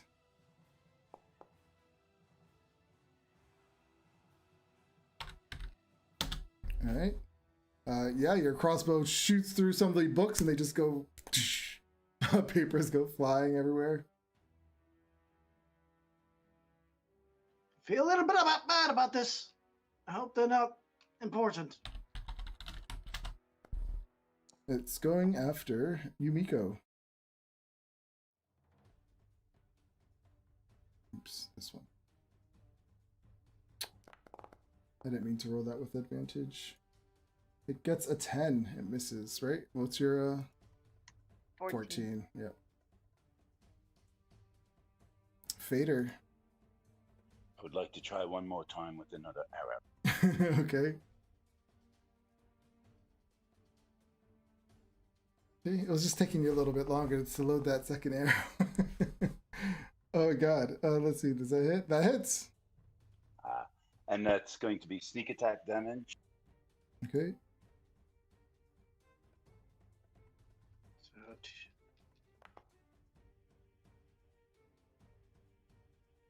This is a D6, I believe, for first level. All right. Your arrow flies through the air, and it hits this center book just right, which explodes the whole thing. All the books and papers go flying around everybody, and the books is dropped to the ground. Yeah. I got a paper cut. And just rub some dirt on it, you'll be fine. Okay. Why would you rub dirt on a wound? It makes you stronger. It causes sepsis. I mean, it never hurt me before. So, yeah, in this room, as you look around, you see that there is, sitting on one of the reading desks, you can see that there is a jeweled letter opener, and you also find another book with one letter on the side of an R. Anyone who has a passive score of 12 or higher has noticed. Now I would like to search for traps. An investigation. Traps gone off. As as everyone's just walking through now, there's a bookshelf on the ground. There's books scattered all over the floor. And they're just like going through stuff on the desk, and here you are looking through for traps after the fact. As you look around the room, yeah, you're pretty confident you don't see any other traps. We're good to go, folks. There are no more traps. That's funny. Did you say that fourth book had an R on it? Yep. Wait, so we have I, R, and what? We now have I, B, R, and memoir. To get out? I'll go ahead and make Through another. the rest of the doors. It's been so fun already, you know? I'm having a grand time. I'll go ahead and make another investigation check among the books to see if I see anything more of interest. Okay. Give me Not horrible. Okay. You find an invitation in one of the drawers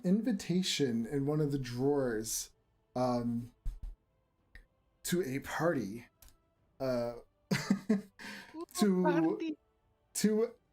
Give me a history check, Leopold.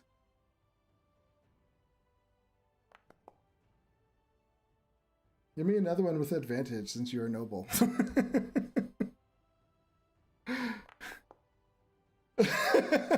You know what? You're getting it anyway. As you look at this invitation to a party, and you recognize it's not a huge noble family, but you recognize it's an invitation to a birthday party of a noble house in we'll say Waterdeep. And when you see the name, it kind of catches your memory because you remember hearing maybe your family members talking about this family name and a murder happening at a birthday party.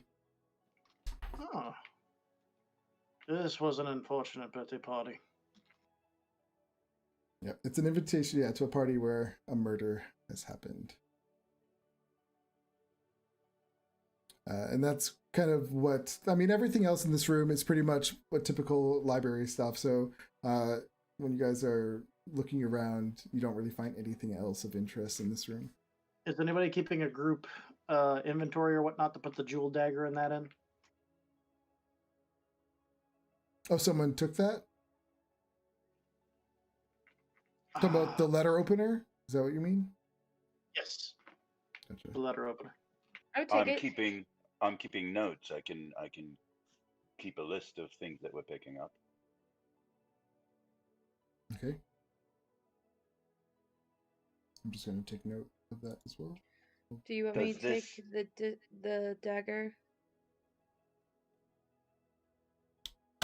Does the letter opener look like it could be used as a weapon, or is it more of a... I mean, you could use it as it would be considered just an improvised weapon, like a dagger. Letter openers are typically not that sharp. Yeah. I mean, you could. It's so shiny. Please let me have it. They're sharp if you're really strong. True. Has anyone noticed that this place furniture just doesn't like me? I have noticed that. I feel like I should just like And the avoid kids don't like me either. furniture. Or the frogs. Very odd. I mean, I feel like it attacked me this time because I walked in first. Yeah, but it hurt me more. I feel like it's only wooded things that hate you. You know, the wood bookshelf, books that are made out of wood, Made of paper. wood. This is a conspiracy. Don't worry, dear. I think it's just this place. You know, I think normally furniture would like you very much. I hope so. There's a lot of books back where we're staying. And chairs. Maybe you're cursed. Goddamn chairs. What do you say we open this door over here? All right, Yes, mate. let's open the door. Maybe the door will attack him. I'm gonna open the door. All right. Open the door. You open the door. It opens up to just a patio. It's a semicircular patio that's paved with gray flagstones that are nestled against the building. And it's lit by the swirling indigo miasma. Is that how you say it? Miasma that surrounds the mansion. Miasma, yeah. What a beautiful Miasma. lanai. Well, and there's miasma. Any furniture in there? Miasma. No, there's no furniture. It's all it's empty. Okay. He's gonna be scared of furniture. I love it. Nothing in here. Okay, guys, we should go back. Guys, come on. What do you supposing would happen if you were to jump off over here? I look down. Don't do it. I mean, you're on the ground level, Oh, so it's just this. Yeah, the wall of miasma. I poke the There's wall. no door in the room. You touched the miasma, or you went inside of it? What did you say? I touch it. I poke it. I mean, it's just like a misty kind of thing. This door closed. Oh, guy, So don't do that. Don't just close doors on me like that. your hand, when you your hand touches it, you just feels like you're touching something. I don't know. It's like Foggy? Yeah, but you can almost feel the fog, but just very lightly. Ooh. have we missed a book somewhere? Well, there's Yes. upstairs There's as an well. upstairs. Oh, there's an Second floor. upstairs. Let's check out the bedrooms. First the I believe furniture, there's then also a door at the back of the kitchen that we have not yet investigated. Yeah, there's just the that pantry. was a closet. No, that was the Pantry. pantry. Yep. Never It only mind. had meat. I checked it. It only had meats and some flour and yeah, nothing really. Right. So Meat who- is nothing. Not me. Well, I'm not oh in front. no. Actually, I picked some up for you. I forgot to. I would like to stealth and go first up the stairs to the second floor. Okay. You are my new best friend. Be careful, they may be sleeping. I'm Where happy are you you? said that. I don't see you. Where? Oh, there you are. Who else is? Are you guys waiting downstairs for him to go upstairs by himself, or is anyone following? I am not following. Yumiko will I try will to wait be for the stealthy okay. and I'm going to be follow. stealthy as well. Me too. I can Really just see good. her. Just the way she looks. Does she have to like pick up the front of her dress as she walks up the stairs? And yeah.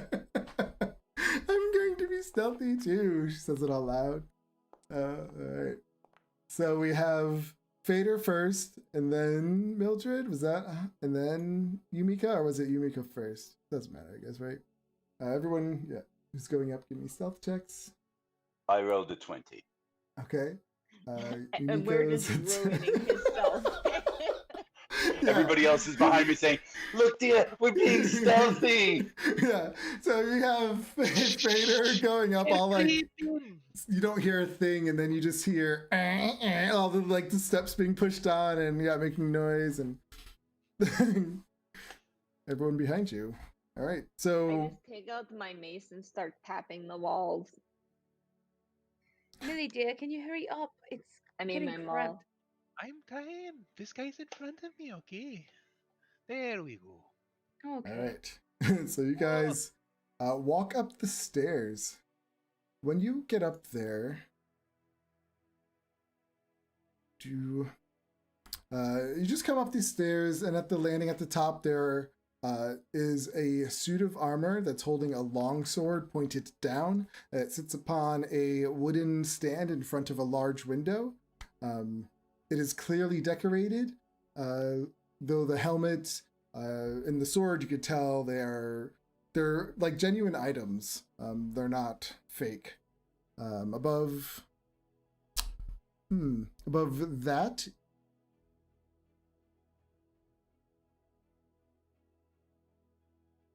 you can see that there is a trap door that opens up to what appears to be like an attic. Like you just see the outline of it. And that's pretty much what you see on the top floor at the staircase. Yumiko goes over and touches the suit of armor. She does that. You guys, Leopold and Roswell, you guys see them go up the stairs. Nothing happens, so do you follow or do you stay behind? Oh yes, after a solid minute of no screaming, I followed them up the stairs. Okay. I as well. Okay. Here.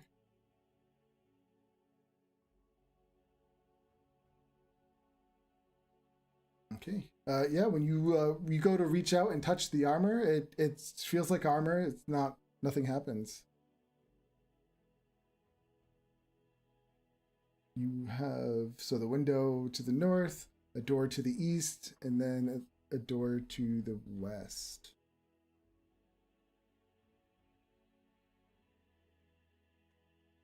The circle that's on the floor just to my left, is that the suit of armor you were talking about? Yes. And whereabouts is the trap door that leads to above, to lead to an attic? Straight above you.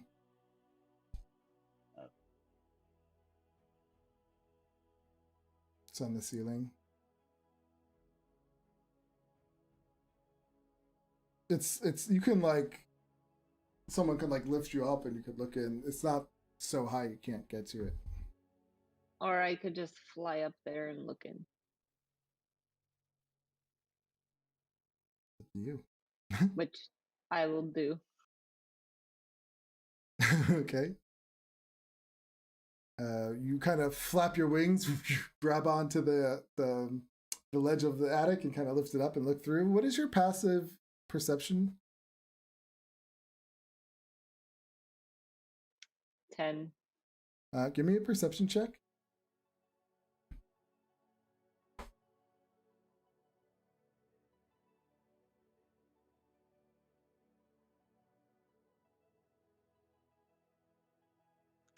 It's an 8. I don't know if it is Yeah. coming over. I didn't see it. Okay, yeah. When you open up this attic, it's just dark in there. It doesn't look like anything goes up here. It doesn't look like anyone has been up there in a long time. It's just dusty and dark.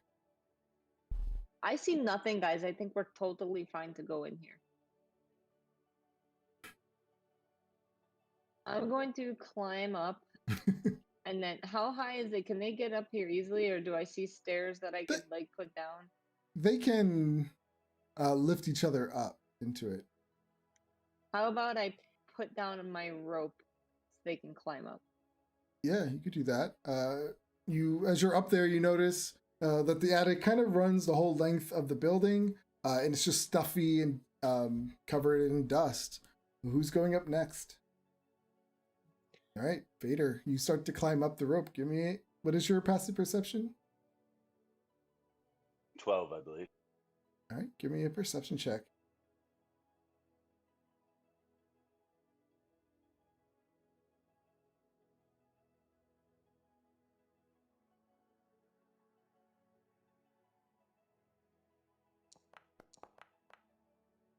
All right, as you secure head up there, you see Yumiko already up there, and you kind of, when you look to the east, you can see like the end of the building. It's not that far. It's like right where the kitchen would be underneath, and then another room after that. But I mean, these are obviously separate rooms since you're above everything. But you can see the end of the building, and when you look to the west of the end of the building, you do notice that it looks to be like some kind of light coming from the floorboards up all the way at the end of this building. You see a light coming through the floor.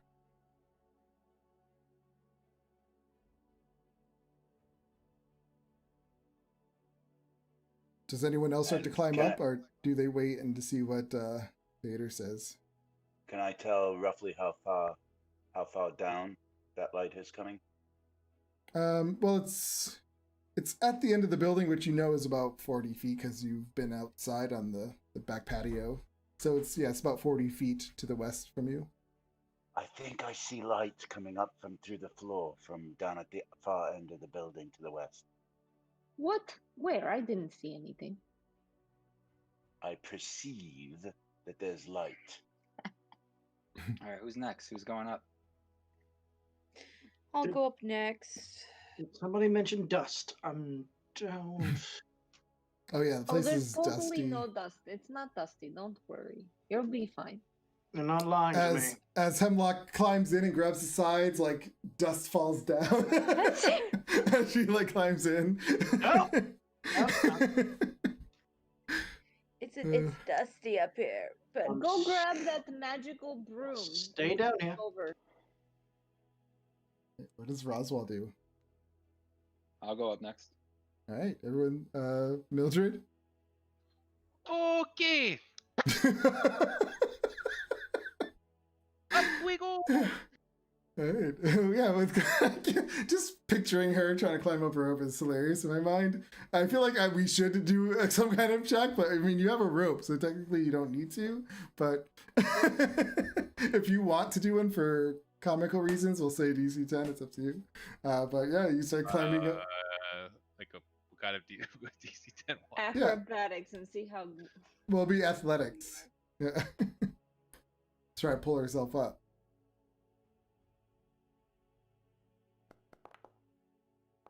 Oh yeah, look at that. It's surprising this little old lady wobbles up a rope. I love it. And you guys you end up in this attic while Leopold is, I think, the only one still down, right? You guys, this attic is empty. There's nothing up here. You can clearly see both ends of the building. There's nothing stored up here. It's just an old attic. Does anyone see any furniture? no, but it's very spooky up here. It's okay. I can deal with spooky, but when it comes to bookshelves and chairs, not feeling it in this place. Look, guys, I can draw pictures in the dust. Is there any way that we can get some light up here? Yes, I can cast light. I cast light. Okay. Yeah, you illuminate the whole thing. Just lights up. You find yourselves in an empty attic. Dusty, empty attic. I don't see any. I think I have a dust allergy going on here, guys. I don't know. I don't see any furniture going on up here, so I think we're safe. I think we're safe, guys. Does the dust look thick enough that it could be something hidden actually in the dust? Give me a perception check.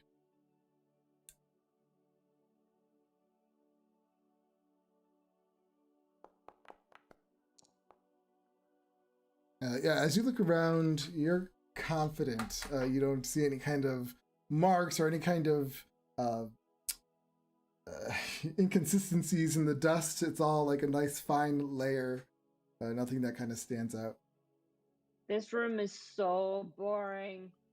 I would like to walk to the far west end in order to see where the light is coming from through the Okay. floor. Yep, you walk over.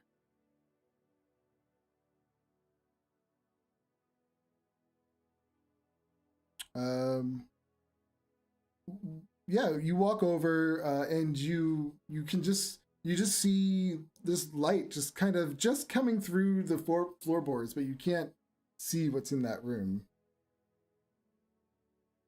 You just see light unless you try to rip the floorboards up. Not just yet.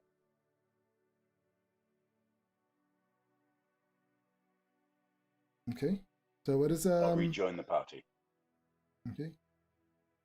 What do you guys do? Do you stay up there or Why don't we try to go down in there?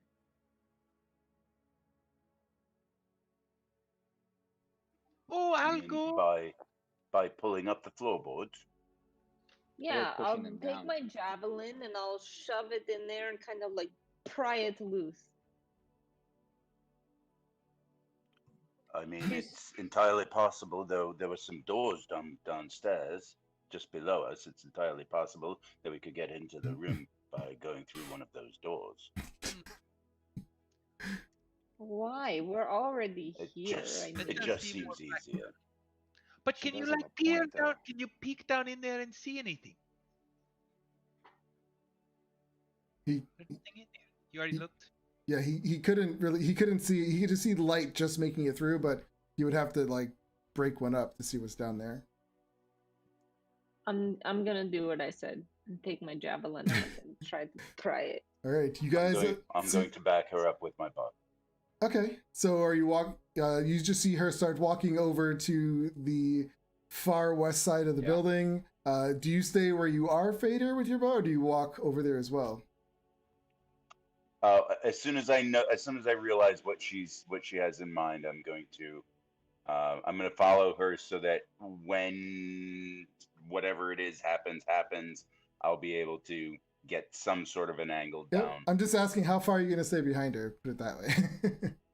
He's asking for a reason. I'm going to stay a good 15 or 20 feet back so that I'm 15 whatever. or 20? 20 feet. Okay, so Yumiko starts to walk. Fader follows 20 feet behind. Roswell, what do you do? How much space do we have here? Like, how far away is it? Is the light It's 40 feet. 40 feet-ish? Okay. Yep, 40 feet. Oh, it's that way. Okay, I thought it was the other way. I'm gonna hang back a good. I'm gonna stay here. No, 30 feet. 35 feet away. Because that's my movement. I'll be able to run in if I have to. Okay, yeah, that makes sense. 35 feet. Have luck. I feel like I'm on that. What's that show where they're like trying to figure out the price? $29.95. The other one's like $29.90. Yeah, everyone's like within 5 feet. I'm just gonna follow Yumiko. I'm going straight, like right with her. I don't care. Okay, Mildred. Nice. I'm just gonna, watch what they're doing. All right, and Leopold's staying on the bottom floor. Leopold is drinking heavily out of the bottle that he got from the. All right. So Yumiko, you walk over there with Hemlock, and you're just gonna jab your thing in and try to pry up these floorboards. Give me a athletics check with advantage, since you're using an object.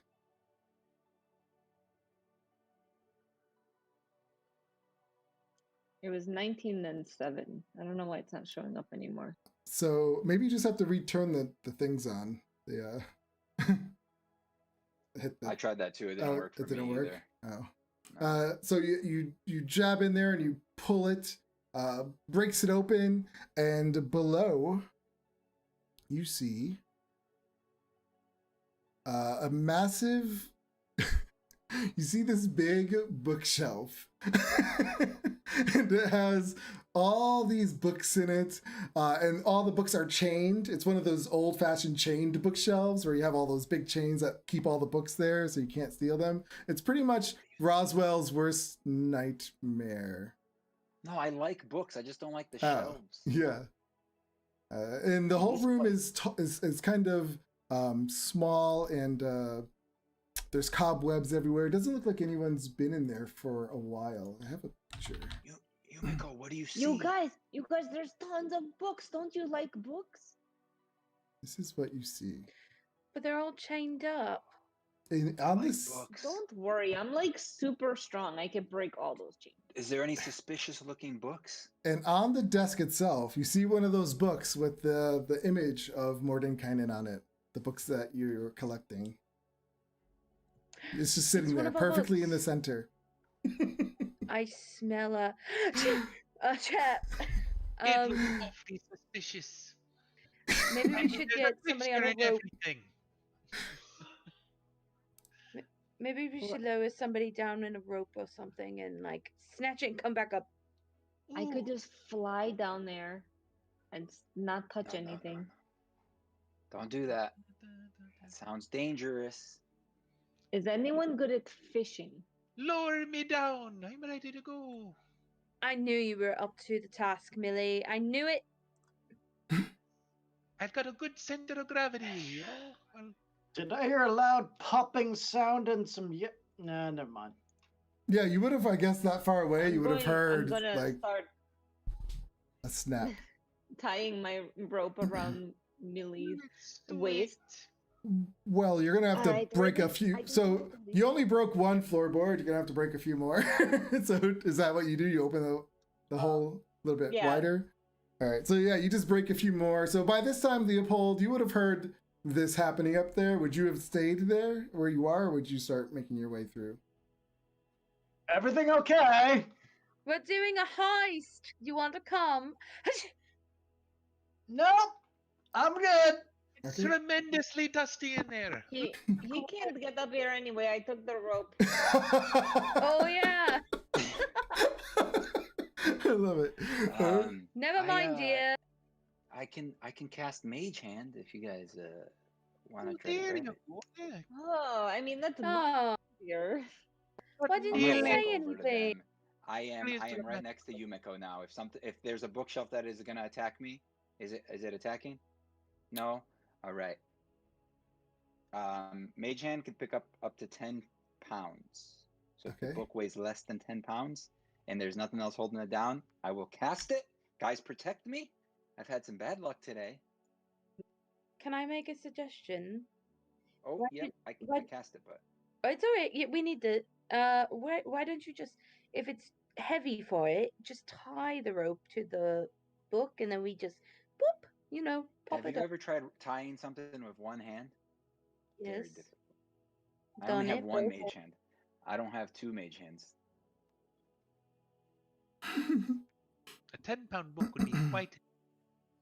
That's a heavy book. It must. That's a really heavy book. I know. Yeah. I'm actually looking to see how heavy this book is, and all it says is they're heavy tomes. So how Could be heavy like is a heavy metal. tome? Dude, 10 pounds is a lot. Well, they do have all the metal on them and stuff. Like the That's like a cat, though. I mean, No, it that's is a lot. Heavy book. Yeah, that would be a lot for a book. Would like to send my hand over. Okay. And it does say 10 pounds? Yes, not- that is the thing for Mage Hand is 10 pounds.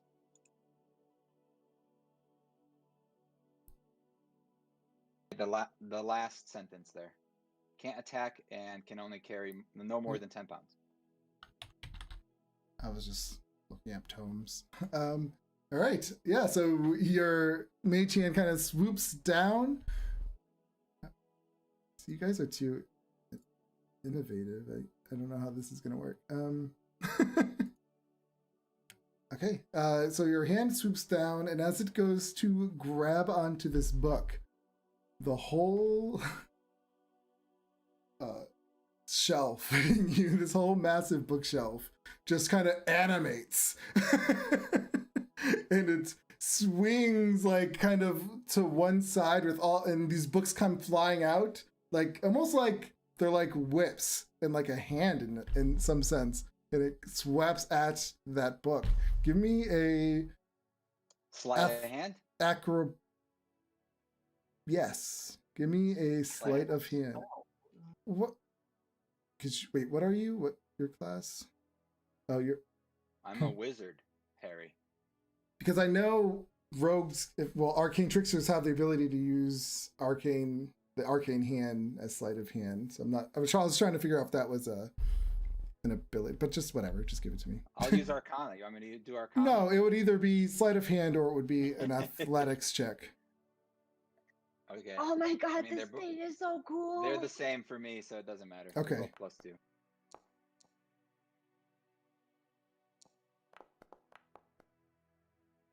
Oh, you see, 10, 10. That was almost at 20, baby. You go to swing on it, but the bookshelf grabs it. Before its books kind of like tackle it down and it holds it down onto itself. The whole bookshelf becomes animated. And you see it almost looks like it's protecting the books. Like it's the way it just kind of moves it on itself and trying to keep you away. So yeah, you just saw this massive bookshelf just like move and try to swing out of the way. Did it go back into its place? Like, I'm gonna wait a minute. No, they kind of, because the books that are on chains kind of swing out, and now they're holding it down. They're like their hands. They're almost like big fingers that came out with chains instead. Guys, I think we're gonna have to fight this thing. I would like to fire an arrow and see what kind of effect it has on the bookshelf. Okay. Can't hear you. Yes. I'm gonna throw a rock at it. Couldn't hear me? No, me. No. Millie said something. Throw a what? I'm gonna A throw rock. a magical rock at it.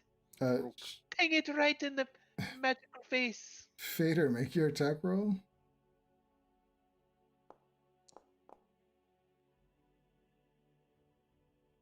You go to you shoot at it, and one of the chains knocks the arrow out of the air.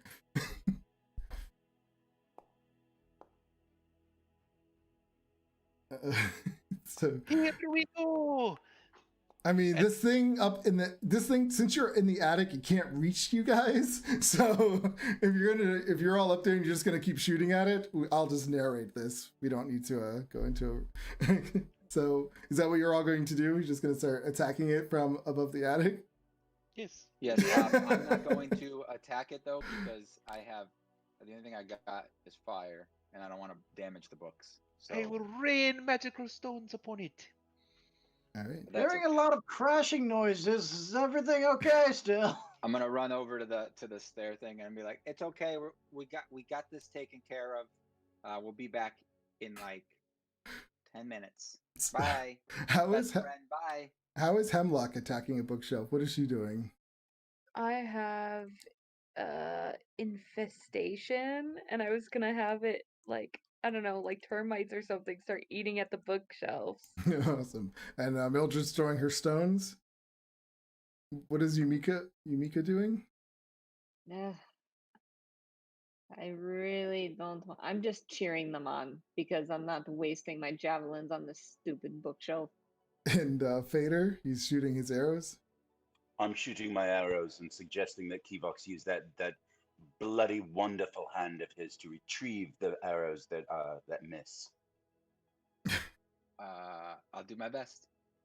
All right. So, yeah, you guys just constantly sit there and shoot arrows, and Brittany's having these rats come out and just start attacking the bookshelf. The bookshelf, I mean, I kind of feel bad for the bookshelf now because it has all these rats crawling over it, just getting shot with arrows, and it's just like slashing around, like, like it doesn't want to, like, you're just killing it. Lumping Willow a bookshelf. And it's trying to like protect its books from the attacks, but eventually it succumbs to all the attacks and it just kind of breaks apart. You see one book falls on the ground that has like still attached to one of the chains, and the book that it was protecting has fallen on the floor. So Roswell, you can use your mage I will hand. grab the book. I grab it as soon as I see it fall on the, That's a on the bit ground. sad, don't you think? Yeah, the thing's Right. now. I squeeze Hard it to through the protect its thing. books, but we pummeled it to death. I I don't. would see on like- this It book. has a D on it. Roswell, what? What does it see on the book? Third. What is Yes. on the book? Yeah, like does it have a spine, letter on the spine? Yep. Let me see. You find it has an L on it. Bell. L. Okay. L as in lemon. B-I-R and L so far. I'd like to stick my head down through the hole in the floorboards and see if there are any doors in this room. Yeah, you can see a door that leads east. I would like to lower myself down into the room. Okay. B-I-L and R? Correct. And Roswell, my apologies. Earlier I called you Keybox for some reason, and I don't know why. Perhaps I knew someone by the name of Keybox early in my life who Yeah, looks a bit okay. like you. Could be tribal. Oops. Well. So After I hear all the noises calm down, I'll go ahead and open this door next to me. okay. Yeah, we'll do you first, and then I'll go to Fader. So you open that door, Leopold. You see inside what looks to appear to be like a laboratory. Most of this room is taken up by long wooden tables that are covered with glass vessels and books. Cabinets with glass doors line the walls, and they contain all manners of specimens. Just below the ceiling, in the middle of the room, is colorful globes that circle each other in an intricate dance. The far wall is almost completely covered by a map of the night sky, with a golden sunburst in the center above a closed door. Fader, when you... Sorry, what does Leopold do when he's in there? When I see that this is not the room that they broke into, I'll just slowly close the door and wait for them. Okay. Fader, when you lower yourself into this room,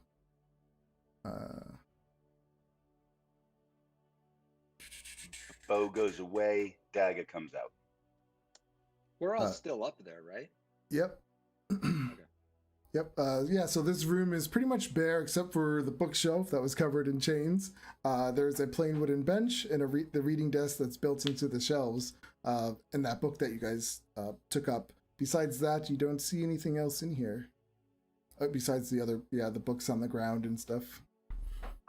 Now, I thought you said that there was a door to the east leading out. Oh of yeah, this sorry. room. There is the door to an east. Yep. Leading out. It doesn't have like a handle on it, but you can see the outline of it. I would like to open that door. All right. While he's down there, what did everybody else do? What is Yumika doing upstairs?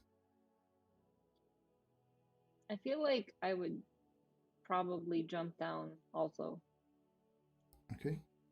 I would first like to stealth run before over I to- open that door, though. Okay. What about As I I'm slam gonna run down over next to to the. I'm gonna run over to the opening and tell Leo that I think we're going this way. If he wants to join him, I'll throw down my rope for him. I'll just wait for you guys to come through this room. It'll be fine. We'll meet up on the other side. There's no reason for me to go through Okay. a dirty I'll attic. wind up my rope and leave. We're good. Be careful. Bye. I certainly will, standing in this spot, be very careful. What What a is- coward. What does Hemlock do? I'll follow, but somebody catch me because I don't think I could do that whole landing thing. So I just I just can jump in the hole. totally catch you. Jump in the hole. And Mildred? Oh, she's gonna catch me with her muscly arms. Let's go. Yeah, I can totally see Yumiko catching them. I mean, you're strong. There's no reason why you can't do that. You catch them, you help them down. When Mildred comes, she like kind of poofs up like a little a parachute. Yeah. So Roz is gonna look down as well. He's like, "Oh God, this is so embarrassing," because he doesn't have very much strength. So he's gonna go. Don't worry, I can catch you. Okay, here I come. And Uh, then I jump down. Do we have to make any saves for this? No, because she's catching you guys or helping you down. So there's Okay, no all right. no point. Okay, let me go. I got this. As Fader's trying to be really quiet and stealthy opening the door, he has all these people climbing down behind him and jumping down while Yumiko's catching everybody. Did you give me your stealth? Yep, a 9. All right. Yeah, you slowly open that door. As I am in business. yeah, as you open the door, it's like like it just was not oiled. And inside, you see what appears to be a planetarium. The door opens into a dark, open space, offering a view of a starry firmament of the night sky. 5 telescopes mounted on bronze plates point towards the constellation above. In the middle of the space, a 1-foot diameter sphere of clear crystal sits in a circular brass stand. So when you come into this room, it almost looks like you're on a grassy knoll. You can see the night sky above you. Everything maybe about 20 feet away from you kind of becomes a little blurry. But it looks like you're outside. And you see these mirrors and you see telescopes kind of dug into the ground. This is the coolest thing ever. I immediately touch one of the telescopes. Right? You go and grab a telescope. It just kind of moves around, but it stays on its pole. Like you can't take it off, but you can move it around and look through it. You guys, come look at this. This looks like a puzzle, guys. I love a good puzzle. Can I make an Arcana check on that sphere thing in the middle? Yep. Does it seem magical? Give me a Arcana check. Oh, come on! I haven't rolled anything today. This Everything place is just trash. You This know, thing I does mean, not look magical. no, I mean, this whole place looks magical because you know you're in a room, but it looks like you're outside. So even though when you get to like the walls, it becomes blurry beyond that point, you still can tell like there's an illusion of some sort happening in this room. Like VR. Yeah, it's pretty when much you're like a VR, yeah, like a D&D VR room. When Yumiko touched the telescope, did it seem like anything bad happened to her? Nothing. Nope, she just moved it. I would like to look through the nearest telescope. Okay, what are you looking at? I'm not moving the telescope. I'm simply looking through it to see what it's pointing at. All right, it's you look at one of them and it's pointed into the sky. Just doesn't seem like it's pointed at anything. You just see some stars like in the blackness of the night, but in the center it's just regular stars. While I Is the look moon out? through, I'd like to turn the telescope. All right, what is Hemlock doing? Is the moon out? Like, is it, or is it just stars? When you look up, you see some stars, but you see I think 5 main like bigger stars kind of shine. But Interesting. yeah, and Fader, as you look around, it's like you're looking through a telescope into the night sky, like stargazing. You said that there are 5 big stars Correct. and 5 telescopes. Correct. I'm going to pointedly point one of the telescopes at one of the big stars Okay. and look at it. All right. Yeah, you point at one of the big stars and you look at it. Blind yourself. Let's all look at the big stars, through the telescopes. So, 5 of us and 5 telescopes and 5 stars. Oh, You're so smart, Millie. I know. Jeez. Oh, me lucky Oh. charms. So I'll grab one, but can I look at the thing in the middle? Does it do anything if I look at the sphere or whatever you said is in the middle? so when you you first grab one, you point at a star, and then when you walk over to the thing in the middle, you notice when everyone points their telescopes at one of the stars, the light kind of reflects off of the lenses on those telescopes, and it hits the ball in the center. When it hits the sphere in the center, it then shoots like an illumination onto the wall to the west, illuminating the outline of that wall, which otherwise would have been invisible if you were in this side without that. But the door's already open. So it kind of highlighted the secret door you just came in out of. He went backwards. Ah. Cool. Well, that was fun. I'm bored now. So you open the next door. Yeah, when you open up this door, that's when you would see Leopold at the other end. In this room, Good. as I described to Leopold, it looks like a laboratory. It's just filled with specimens and colorful globes that circle each other in an intricate dance. As they start examining this room, I'll walk back through the rooms they were in to see if they missed anything. Okay. Yeah, you walk into that room and you see this nice, beautiful thing. In the other room, you see that destroyed bookshelf. While you guys are in that laboratory, you can see that there are cabinets that are crowded with skulls and bones. There's mounted animals. There's rocks and minerals. There's dried plants and jars with creatures floating in liquids. You see measuring devices, glassware, and other scientific apparatuses that sits on the tables between the books. You as you're just like looking around, you see that there are books on sciences, astronomy, astrology, physiology, all the natural philosophies. All the ologies. Yeah, ologies. You see complex charts and mathematical formulations that are drawn on a mobile blackboard. And you see a map on the wall. Any spell books? You don't? Give me a perception check, actually. Yumiko's gonna go over and start drawing pictures on the blackboard. Okay. I was gonna go over there too. And Leopold, you are going to do an investigation of that room? Yeah, so the shelf monster that they... Why did they destroy all these books? What happened here? All right, give me That's perception what you check. get for staying behind. I got an 18. Can I have a 0 to it? That's my highest roll today. What did you want me to roll, Seb? Investigation? Or Okay, perception? I think perception. Yeah, give me perception, sorry.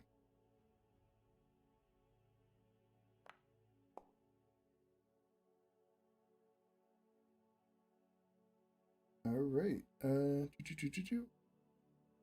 You, as you're looking around this room, you do notice that one of the books on the ground, it is, it's just a regular, it's a book, but it's attached to a chain, and it looks like you could grab this and use it as a flail. Oh my god. Flail book. Interesting. Does it seem like it's magical, or is it... This one of its books had broken free with a length of chain still attached to it that functions as a +1 flail. Oh, Oh. man. Interesting. Okay. Go ahead and take that as I walk back through the room.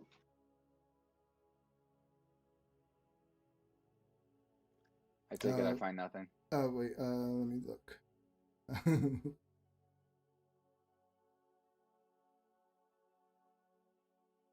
As you're looking around, you do find one of those puzzle books with the letter T on its spine.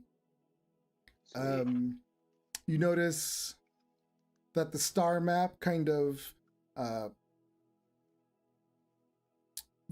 star map on the wall, where the stars are in that other room that are brightly lit. On this wall, they look like they're like blazing stars. They're just really prominent on this map, kind of indicating how to solve that puzzle. But besides that, you don't find anything else in this room. So wait, do they spell like tribe? No, there's No. an L in there as well. Oh, Maybe It could be Liberty. tribal. tribal. If we find a book with an A on it. Or potentially brittle. What letters do you have? That's way too many books. LIBR Mhm. T. Go ahead. BRILNT. Liberate. We still have a number of doors to go through in this. Just find another T. Do we have two T's? No. We found 5 of the books with letters on them, and they are I, B, R, L, and T.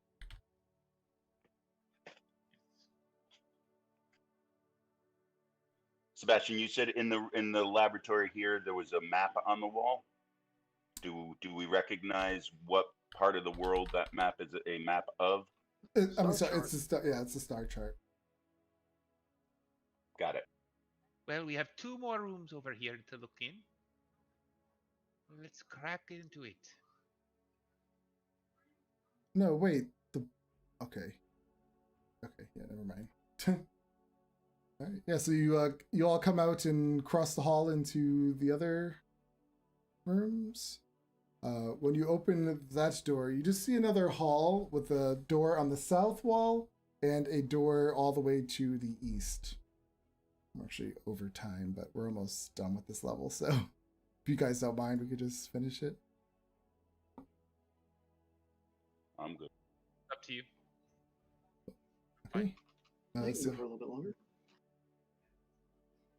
the rogue takes up position to open the door. Any preference on which one we open first? That one. You're right in front of it. Just do it. Both at the same time. No. Come on now. I'll open the door to the south. All right, you open the door. Each corner of this pleasant parlor has a scarlet armchair and a reading table piled with books. Fucking chairs. A chair. Sorry. A cherry fire burns in the fireplace. A pair of swords sit in a rack above the fireplace, and the heads of various animals are mounted on the walls.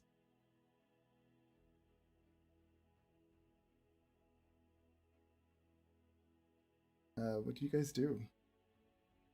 Somebody go in that room and kill those chairs. I'll step into the room through the door immediately to the side and wait for somebody to join. I'll go. All right.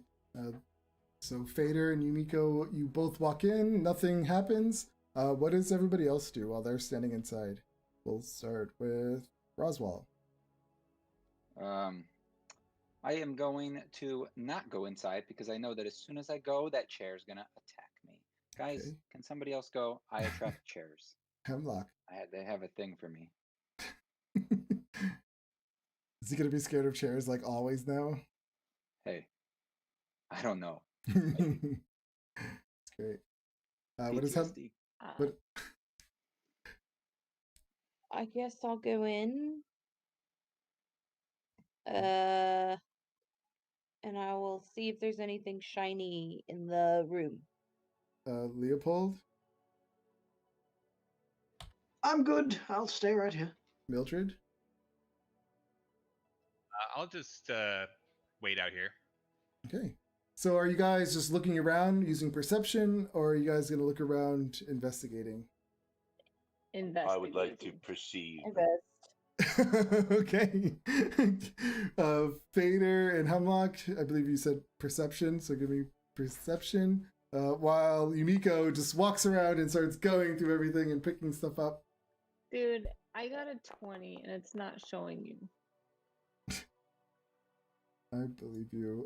So Hemlock has a 22 and Fader has a 7. They're just standing there looking, and then Yumiko, when you walk over to, let's say, look at something on the table, once you grab it, the swords on the wall just like animate and just like point right at you. Everyone roll initiative. While these two swords animate in front of you and start to attack.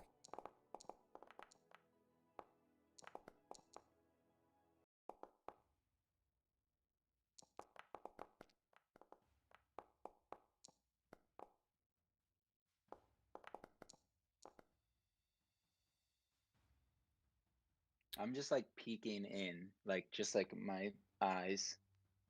And that's- Yeah, you just see, these swords just come off the wall, and like they're just, the blades are pointing right at you, Miko. now the swords are alive. Fader, how do you respond to that? I'm going to fire an arrow at the one right next to Yumiko. Okay. Don't get a 1.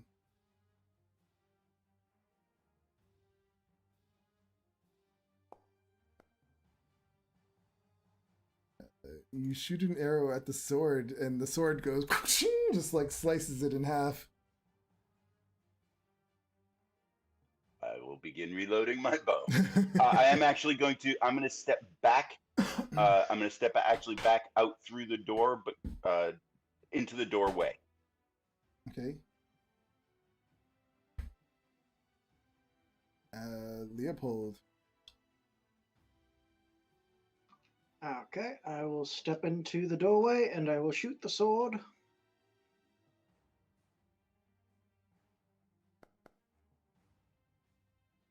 And then I will step back.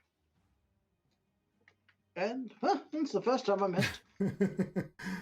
Yeah, it just ricochets off the metal. Ting! Who else? Mildred. Oh, it sounds like it's fighting time. Oh boy, flying swords. It's a new one. And we'll throw a stone at it. You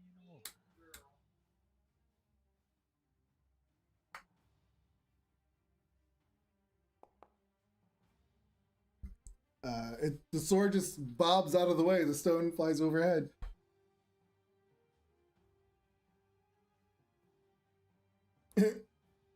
All right, flying swords time. poor Yumiko. They're gonna go after you.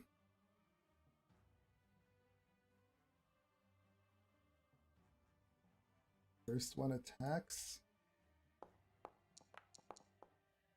The 15. That hits. Let me reveal that.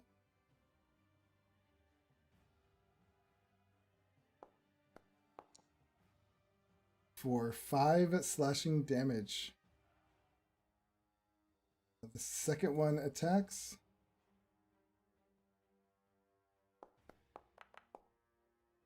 A 19. For another 7.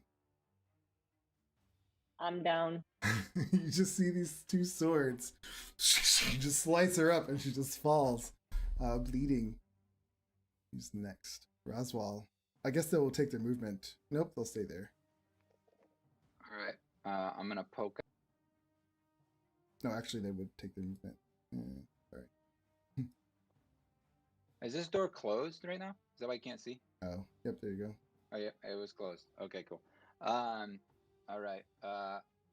He's gonna say, I'm not gonna miss this time, and he's gonna cast magic missile.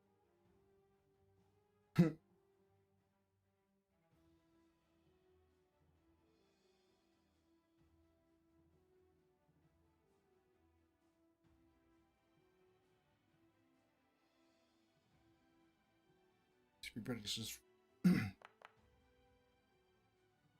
So that was the first one. So it's that's it's not. I thought it was just that times 3 missiles. No, Or each just all missile at once? gets its own attack. I thought it was just the same. Wait, Sorry. no, they're. I don't know. Do they? Yeah, I thought it was just like you create 3 missiles. It's roll up to one, you and if you want it. times But three. I always thought each one Yeah. got their own damage.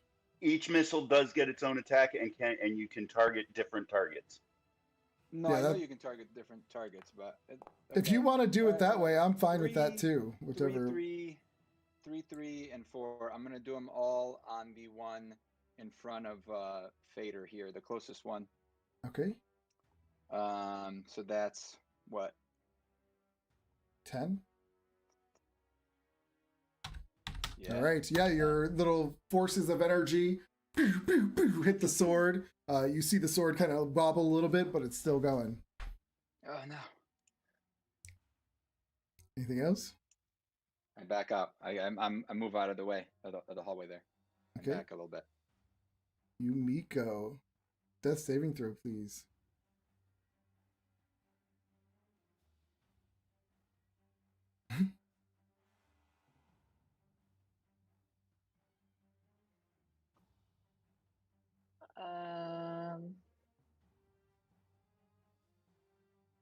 While you're Just you're roll a doing d20.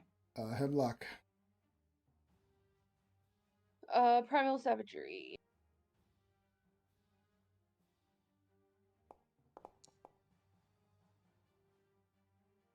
Damn, At the one in front of me.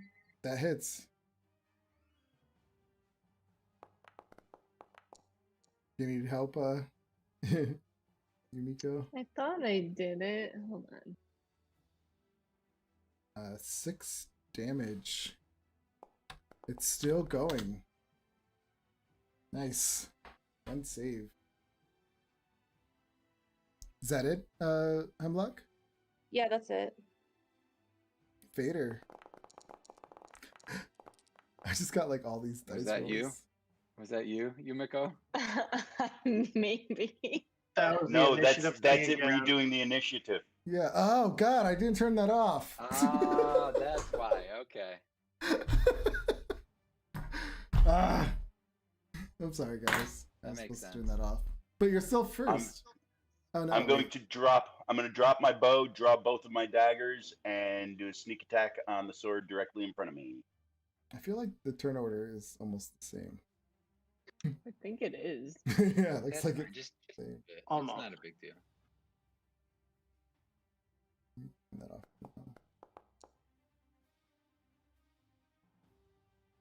14 to hit. The sword moves out of the way. Offhand.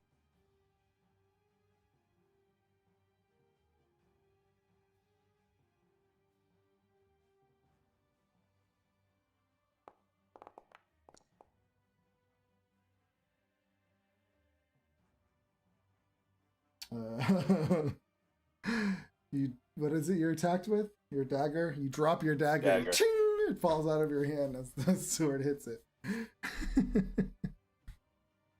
I'm just gonna do light ones now. I like that with the critical fails. Is that it? Yeah. Roswell. Okay, here we go. I'm gonna pop out again, but this time I'm gonna cast Create Bonfire. Yeah, it's just for Fader. It's just for what's it called? Like it's not going to cost you an action to pick it up. It'll just be part of your next attack. Just so you know, just so you're not too bummed out about it. But they can still grab your weapon. Create bonfire. So I cast it in front of the one that's in front of Fader. So it has to make a dexterity saving throw. Okay.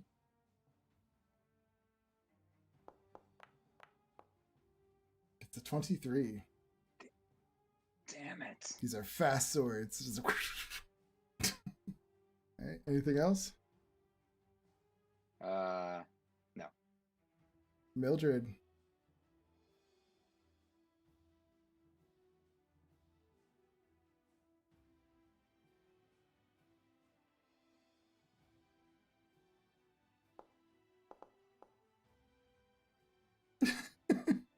She steps in front of the door, tosses a stone, and it just flies right past the sword.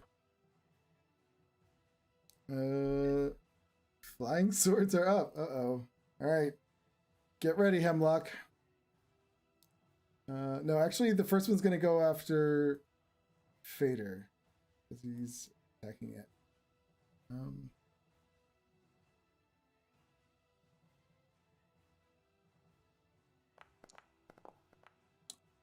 18. Yep. For 2 slashing damage. The next one goes after Hemlock. So if it ends his turn there, it has to make another DC save, dexterity save. Okay. Yeah, the sword's too stupid to move, so gets a 5 and it misses. So this one will do a dex save. Gets a 15. Damn it.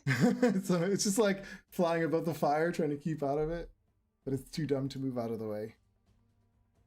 Leopold. Leopold sees this is not going well. He'll go ahead and step into the room.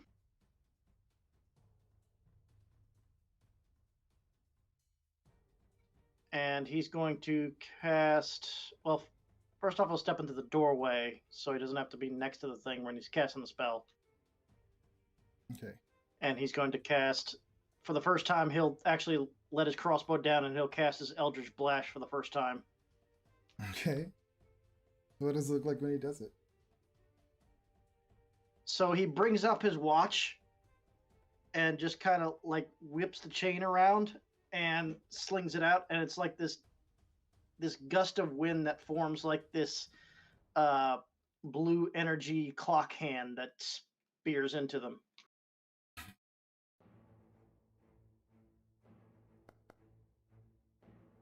That hits it.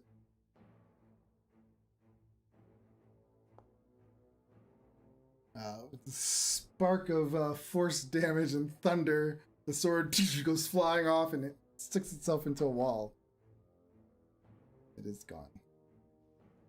And I'll go ahead and step up to the other sword. Just like, fine! It's enough! Okay. And I'll end my turn there. Yumiko. That's saving throw.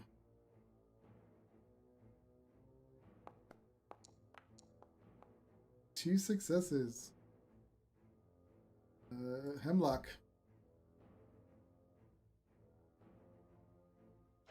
I'm going to hit it with my quarterstaff.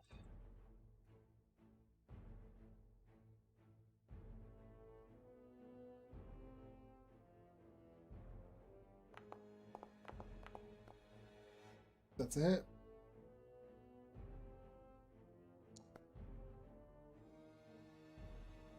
Okay. That's it. That sounds so happy. Vader. I'm going to take a step back through the doorway and fire an arrow.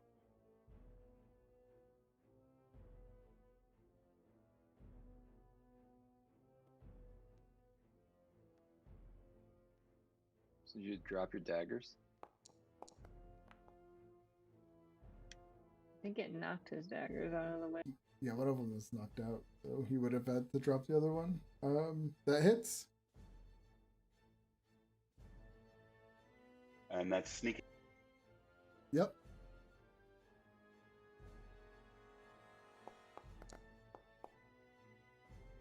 Okay.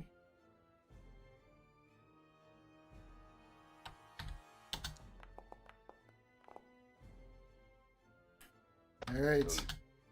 Yeah, it bangs up the sword a little bit. The hilt gets practically, the wooden hilt shatters a little, and it's just like kind of wobbling in the air. It looks like it's about to lose its magic. Anything else? Knock another arrow. All right, Roswell. All right, I'm gonna move and then cast create bonfire again underneath that one. Okay.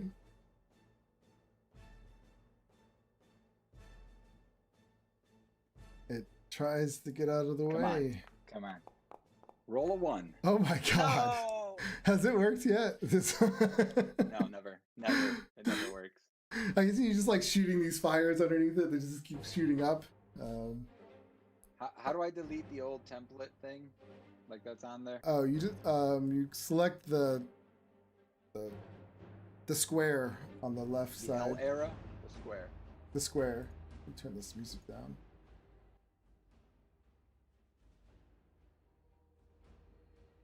I see a flag and a ruler, an L-shaped ruler. Yeah, the L-shaped ruler, and then when you hover over the squares, they'll light up, and you just hit the delete key. Yep. All right, Mildred.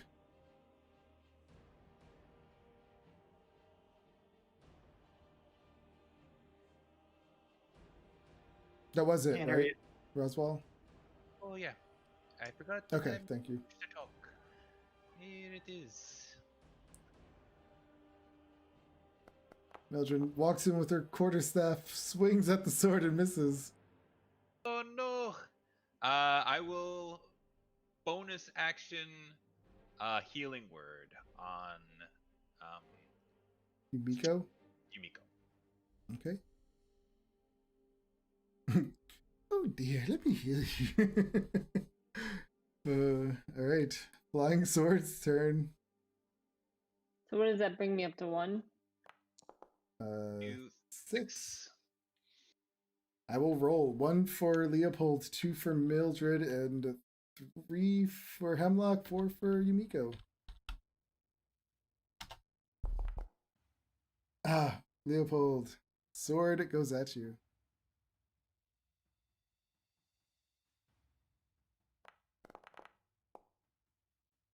And misses, right? Nope, Yep. hits. No, it's a 10. Uh, Your armor class is 10. But it it says- shouldn't be. I'm wearing leather armor. What is it? Oh, okay. I didn't copy over then. You might want to change that. All right. So yeah, it swings and it misses. Unfortunately, I kind of wanted it to hit, but yeah, it missed. Leopold. Okay, I will go ahead and fire off an Eldritch Blast. I think it's a disadvantage because it's within 5 feet, right? Yep.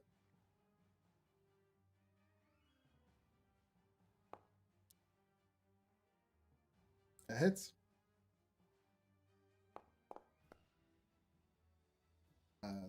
Yeah. What does it look like when you destroy it?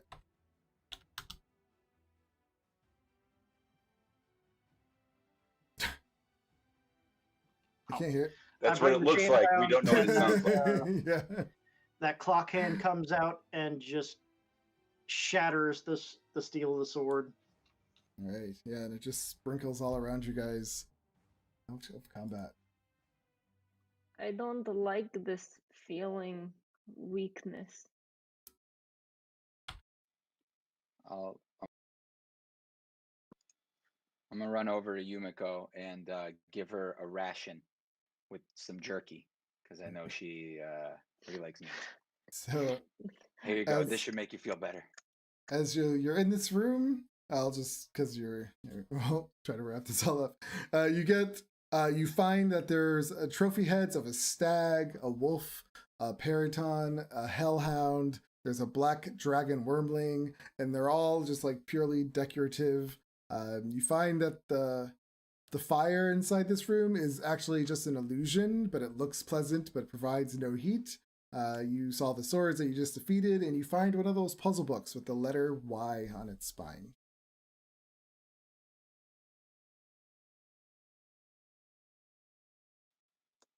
What was the letter? Y as in yellow. Yellow Y. What is it now, guys? Liberty? That's what I was about to say. Ah, I thought it was Right. We're before. missing an E though, but maybe the well, next we just haven't found the E.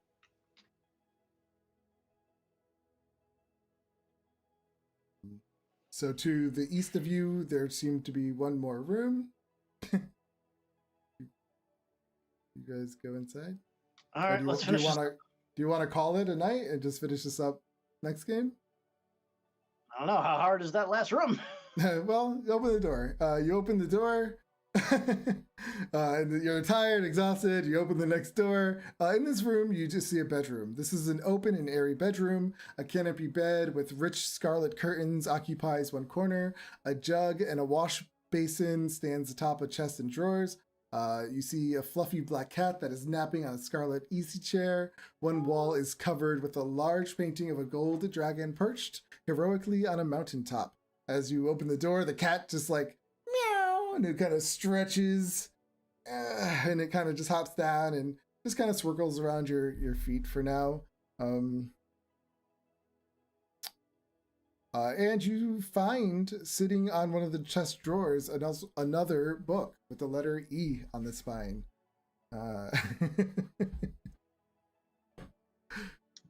We're good at spelling. Well, might as well search the room before we leave, but yes. To the east, you just see that there's another balcony.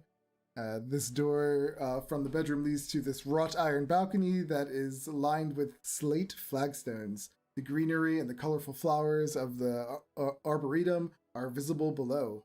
And you just see again that oppressive miasma that seems to press even closer above the mansion than at ground level. Besides that, since I know you guys can spend as much time as you want in this place, so as you look around, you don't see anything out of the ordinary in here besides atop of the drawers that contains elegant, well-made robes, and the lower drawers hold more utilitarian tunics and dresses.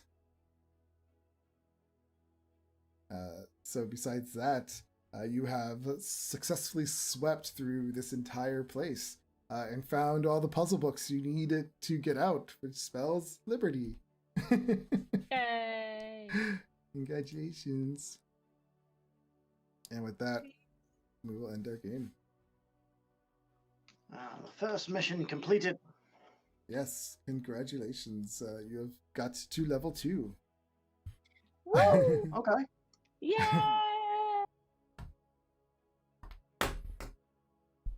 I know we're supposed to do the whole work thing, but this time it's different. So it's level 2 that the barbarian gets that can't be surprised or has Danger advantage on sense, yeah. dexterities. Yeah. And then level 7 is the like feral instinct that they can't be surprised during like a combat as long as they go into their rage. So I checked, make sure she didn't have it.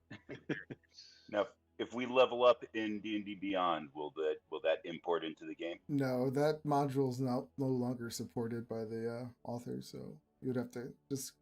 I think the easiest way to... I mean, it's up to you truly how you want to play, but you could use D&D Beyond just to get your stats and just transfer it over and use the character sheet in the game. Where's edit on the character sheet? It's the little... There's not an edit you have to drag from the compendium. What do you mean? An edit where? Which system are you in? How do I edit my character sheet?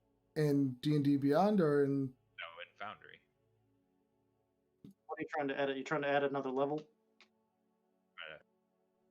That's what I'm trying to do. To add another level, go to the compendium, go to classes, and then Just drag another level. drag another icon to your thing, and it'll level up you one more. I think I do have another importer I could set up. I'll look into it and have it set up for next game. So how would I put my druid? Yeah, how would I choose my druid circle? You just import it manually, like type it in? No, you can just... If you go...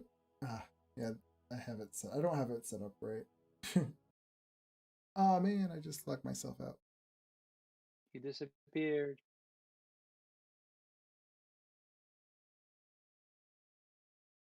I mean, just do it in D&D Beyond and first, and then I'll figure it out. so you can easily do it in the game, because there is a way to do it. I thought it was on to import. Oh, I can sit down now. Ah.